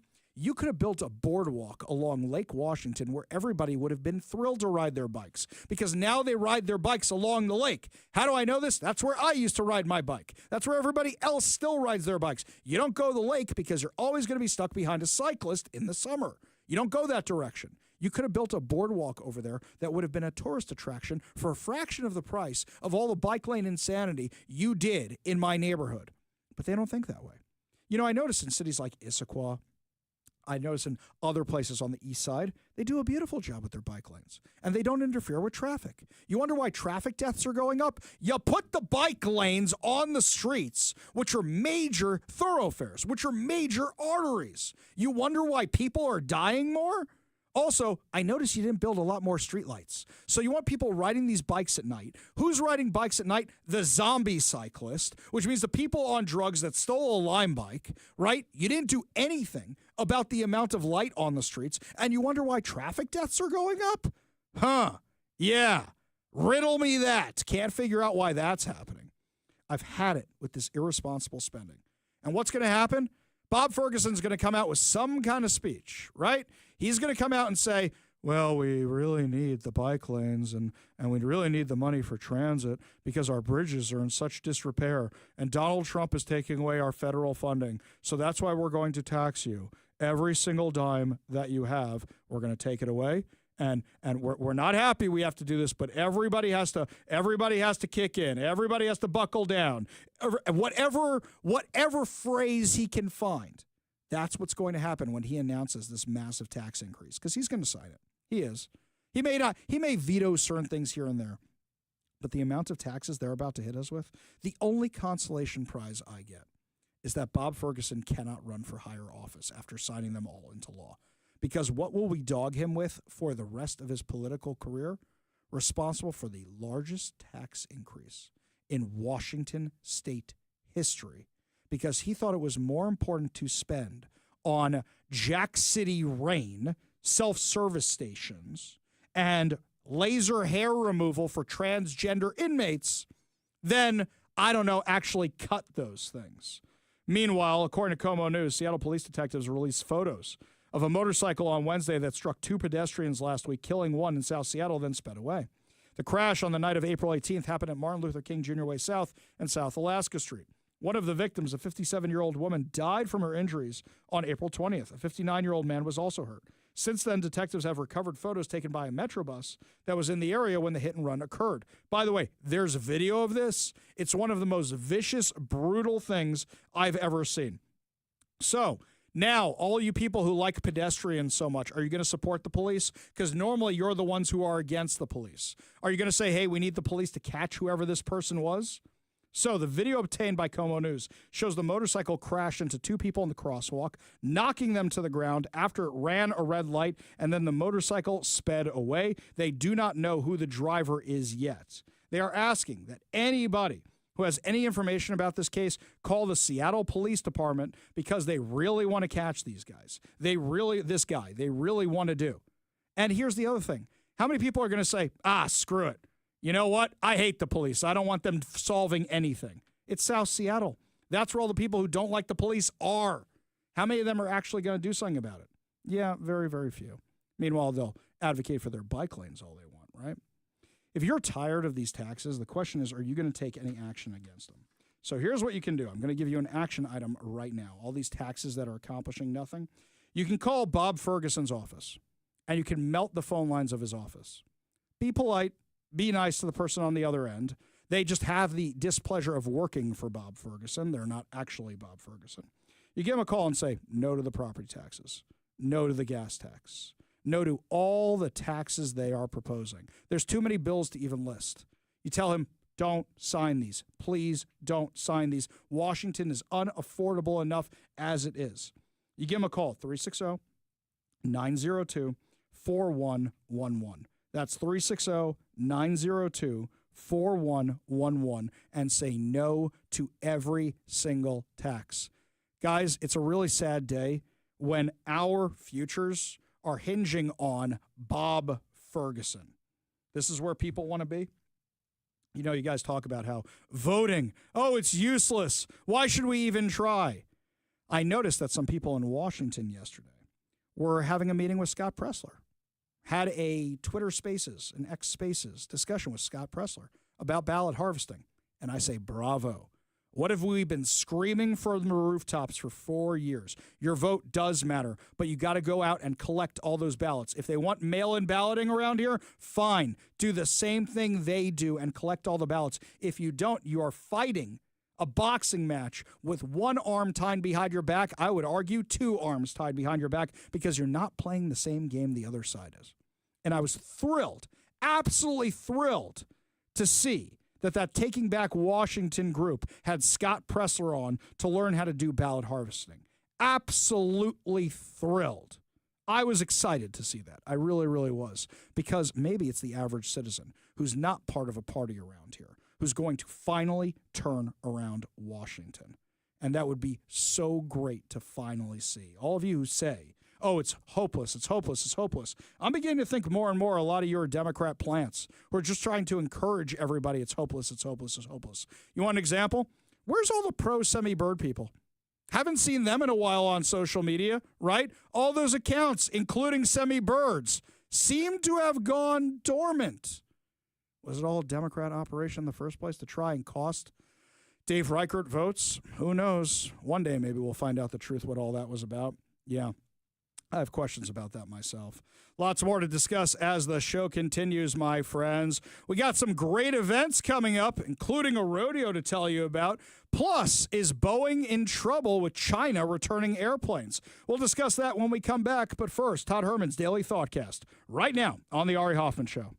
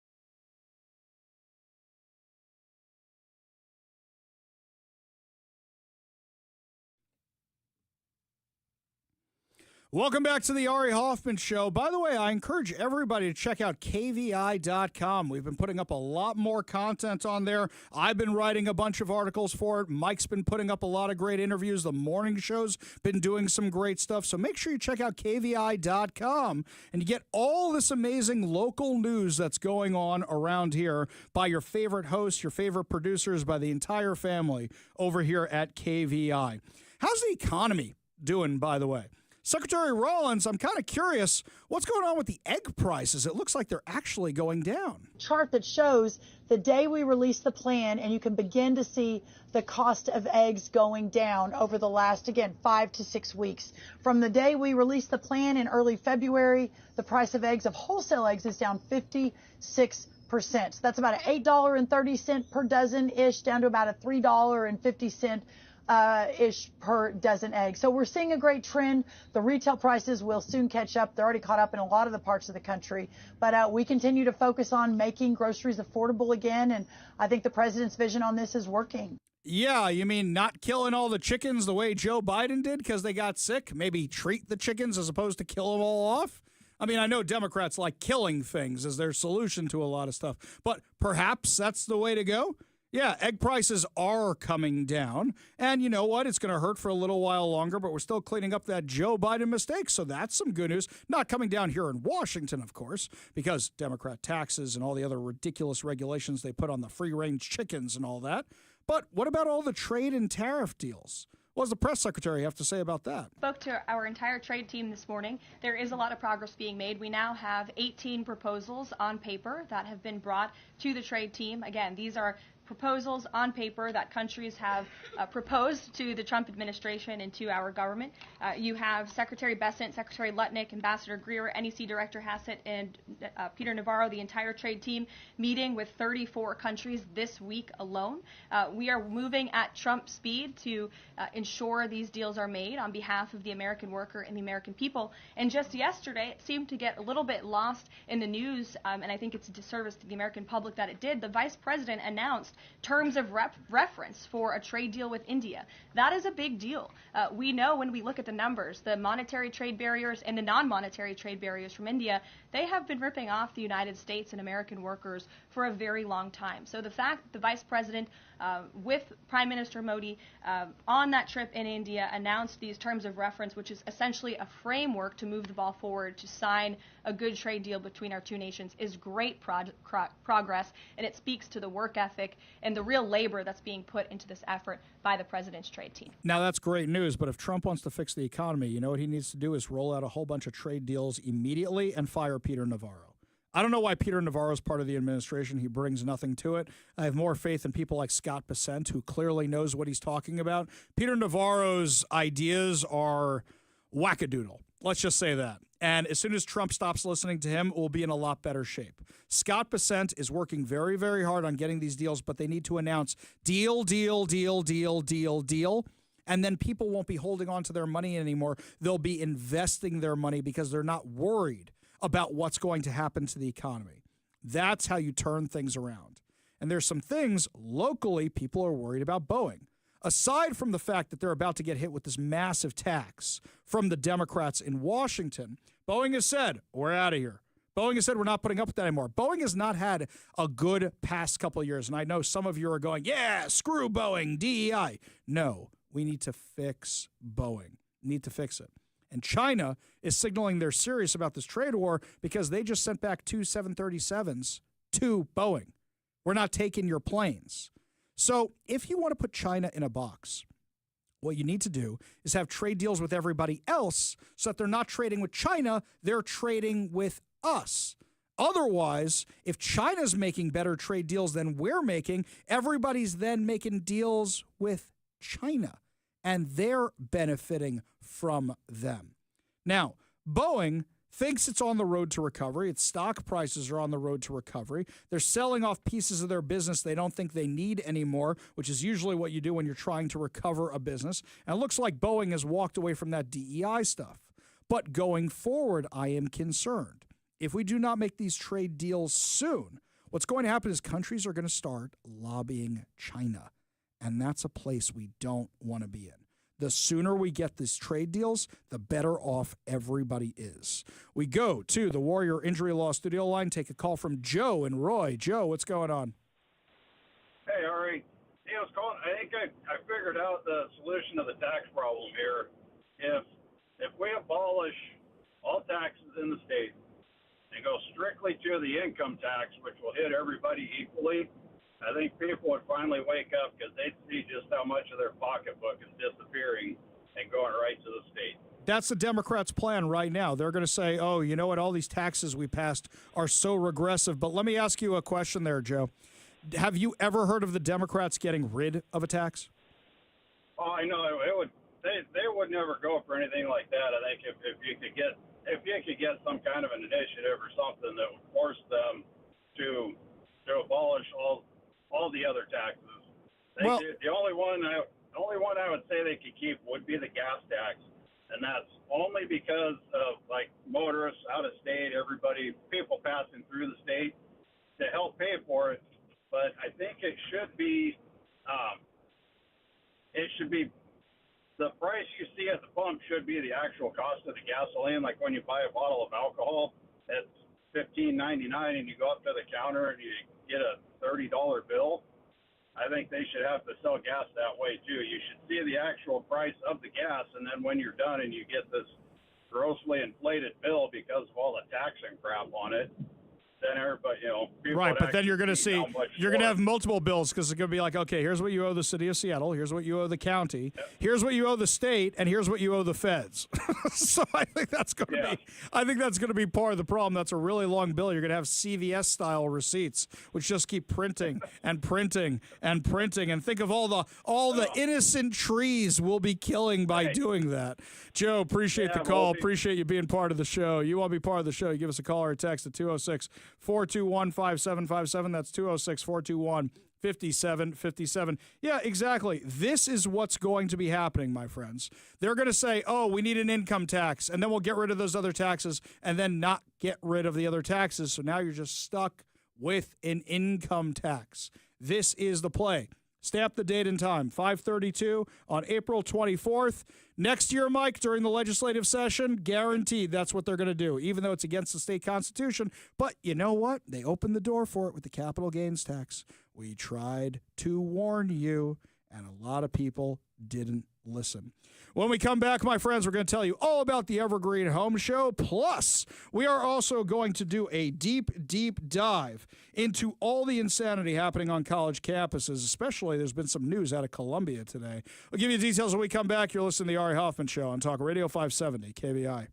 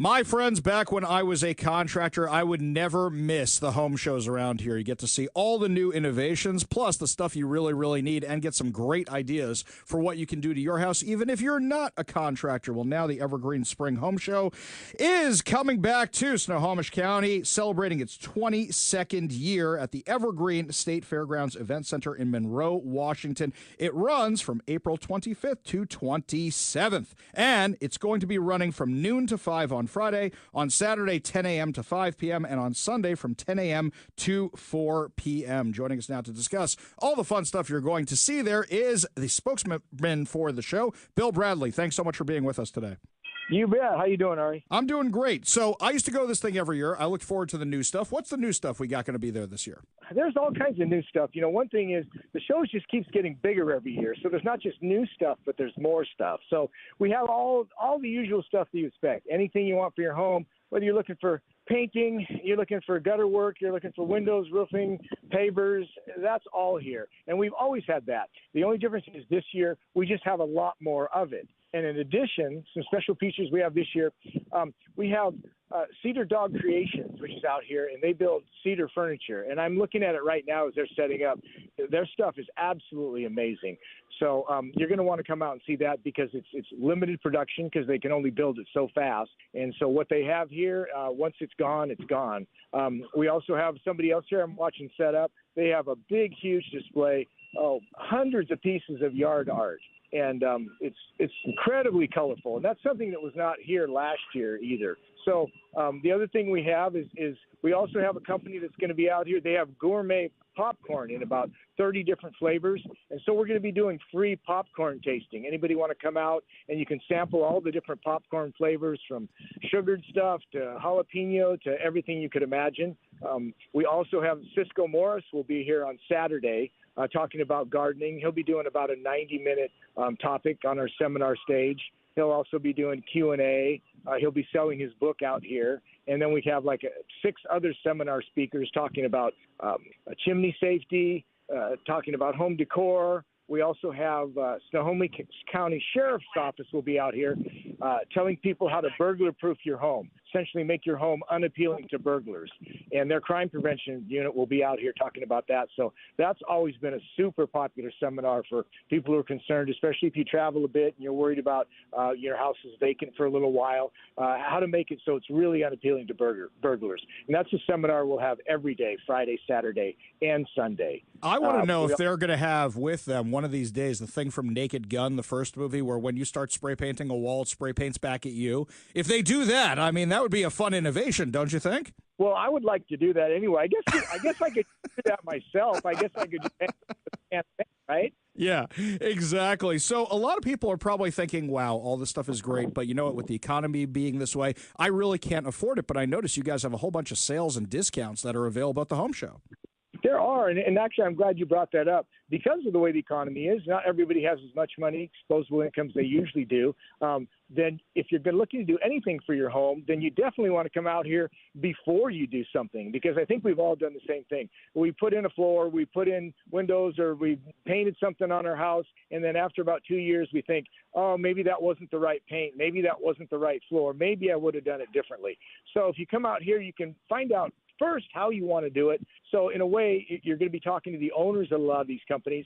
So it's going to save you a lot of money. Do it right the first time, because I think, like I say, everybody's done something before and thought about it and said, well, if I had it to do over again, I would have done this project differently. So if you can come out here, it'll save you from having to do things twice. Bill Bradley, the show is the Evergreen Spring Home Show. It takes place at the Evergreen State Fairgrounds Event Center on Friday from noon to 5, Saturday from 10 a.m. to 5 p.m., and Sunday from 10 a.m. to 4 p.m. And I assume people could just show up and buy tickets at the door, even if they haven't bought them online? Yes, you can get tickets at the door, or if you want to go to our website, evergreenspringhomeshow.com, the first 3,000, they go online, you can download a half-price ticket. Now, there's 3,000 only, and as of this morning, I think we had about 250 left. So that's at evergreenspringhomeshow.com. You can download half-price tickets, or you can just come buy them at the door. Bill Bradley for the Evergreen Spring Home Show coming up this weekend out at the Evergreen State Fairgrounds Event Center. Thank you so much for joining us today. Really do appreciate it. Thank you so much. Yep, always a pleasure. Now, switching gears to things that are happening nationally, NBC News reported that there might be another Gaza encampment forming over at Columbia today. Let's go to a live look at Columbia and see what's happening over there. Oh, you mean because Columbia said anybody who does this will be arrested and we're not putting up with this anymore? See, all you had to do was lose $400 million in federal funding, and all of a sudden you come around. Takes you a while, but you come around. Other campuses are not so lucky. Yale's not so lucky, and Yale's not doing anything about it. So they're in for another summer of love, or rather another summer of the Middle East on campus. Crazy stuff. Got a lot of good texts, so a lot of people agreeing with me with my theory that the whole semi-bird thing may have been a psyop. Getting some of that, that's a good one. A lot of people thinking about that. Bruce always sends good texts. He said this. Ari, there's one more group of people that should be approached the rest of today and all of tomorrow and until the weekend and written to about the votes on these ridiculous tax schemes coming out of the Democrat-controlled state legislature. The top 5 funders of Affordable Washington included Amazon, Microsoft, and T-Mobile. Despite a very good radio and television advertising campaign, their message did not get through the knuckleheads down in Olympia. It's time for a much more explicit message to get through. To that end, I would encourage your listeners to send emails to Satya Nadella of Microsoft, Jeff Bezos of Amazon, and Mike Sievert of T-Mobile. If you work for Boeing, you might also want to get in touch with your boss, because if Boeing moves, you'll be moving with them, or you'll be out of a job. These business leaders who have an actual grasp of budgeting need to make a very clear threat to move the entirety of their companies out of the state if this ridiculous package of taxes go through. Why would any business stay in the state, let alone open up a shop here where carbon lunacy is making energy ridiculously expensive and our grid less reliable? And these taxes, on top of that, are going further to drive up costs for businesses of all types, meaning that we will all have much higher inflation, much higher energy costs, less energy reliability, higher taxes in so many other states and localities, which would love to have more of these companies within their boundaries or borders. The legislature might be drunk on their own Kool-Aid, but the governor might notice when 3 Dow 30 component companies, plus the largest cell phone company, say, we are out of here. Bruce, excellent point, excellent text. And given that a lot of our audience actually works for those companies, you might want to say something. The time is now. Only good news to wrap up the show. Your good news giveaway, your good news headlines, your chance to win a $50 Daniels Broiler gift card and tickets to the Puyallup RV show. You're listening to the Ari Hoffman Show on Talk Radio 570 KVI.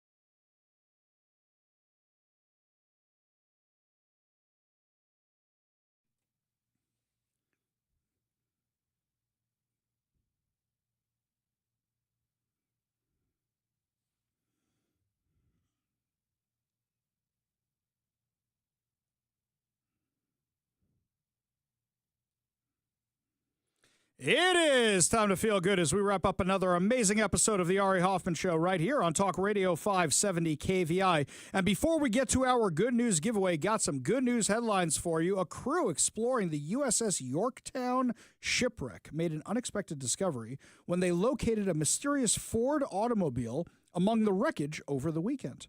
According to the NOAA Ocean Exploration, the faint outline of a suspected 1940 to 41 black Ford Super Deluxe Woody was found Saturday by a remotely operated vehicle in the hangar deck of the historic World War II aircraft carrier that sank during the Battle of Midway in 1942.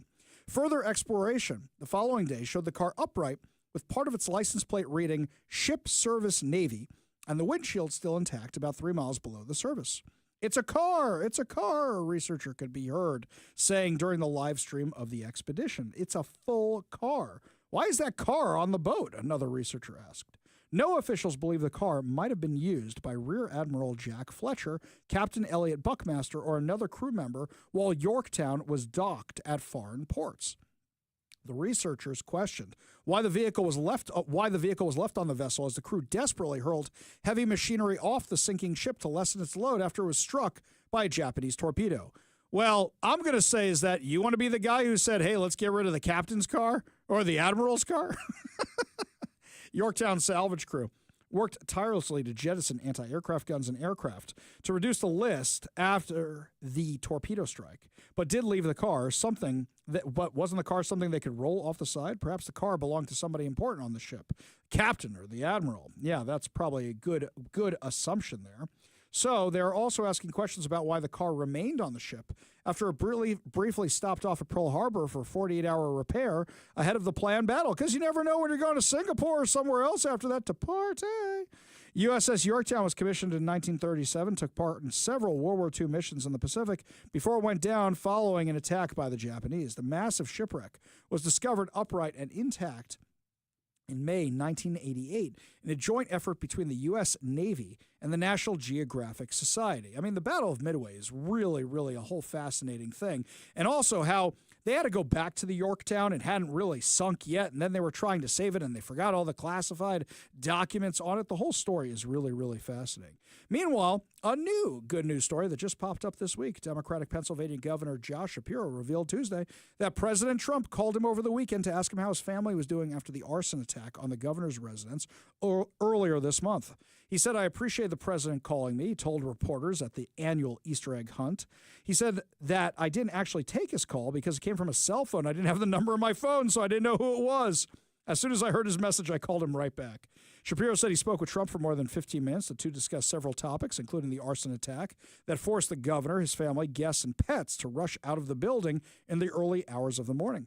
Shapiro said of Trump he was very gracious, noting that the president asked about his wife, Lori, and their 4 children, who had all been asleep when Molotov cocktails were tossed inside the building, igniting a huge blaze. He asked how Lori and the kids were doing. We talked for a couple minutes about what happened at the residence.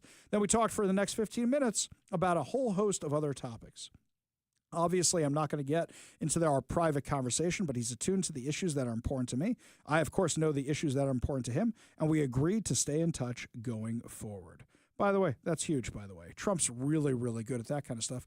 And also, I got to say, gracious of Trump to call, but also gracious of Josh Shapiro to be a mensch and not make it, yeah, but he's still the devil. No, that's top notch. I may disagree with Josh Shapiro on a whole host of issues, but good on him. Very good on him. Before I forget, your chance to win fantabulous prizes. Today, we are giving away a $50 Daniel's Broiler gift card. Daniel's Broiler has been a Seattle favorite since 1980. Features USDA prime steak and other specialties, including chicken and fresh seafood, as well as a selection of high-end spirits, wine, and cocktails. Daniel's Broiler is open now in Bellevue, downtown Seattle, Leschi, and South Lake Union with dine-in, takeout, and delivery. Check out danielsbroiler.com to reserve a table, place your takeout delivery order, and more. We're also giving away a copy of 7 Steps to a Successful Retirement by Brian Evans of Madrona Financial and CPAs, plus a bonus of the Little Red Book of Retirement. Learn how to design your retirement to support your quality of life for 30-plus years from Brian Evans of Madrona Financial and CPAs, a local company working to help you grow deep financial roots so future financial storms don't blow your life savings away. Visit madronafinancial.com for more information and discover how you can create a rooted wealth plan today. Last but certainly not least, we're giving away 4 tickets to the Puyallup RV Show. With over a dozen local dealers, 50 manufacturers' brands, over 400 different models, you can see and compare the most popular RVs on the market today, along with some new innovative floor plans and custom models. Special show pricing and financing from the dealers make this your best opportunity to shop and compare. Get your tickets now at puyalluprvshow.com. All you have to do in order to win these fantabulous prizes is be caller number 10 at 206-421-5757. That's 206-421-5757. Caller number 10 will win a $50 Daniels Broiler gift card, a copy of 7 Steps to a Successful Retirement, and a bonus of the Little Red Book of Retirement by Brian Evans of Madrona Financial and CPAs, and 4 tickets to the Puyallup RV Show. Phone lines are open now. Give Mike a call for your chance to win at 206-421-5757. That's 206-421-5757. Well, that's going to do it for us today, my friends. Fear not. We'll be back tomorrow with more insane stories, more exciting guests, and, of course, more giveaways. You've been listening to The Ari Hoffman Show on Talk Radio 570 KVI.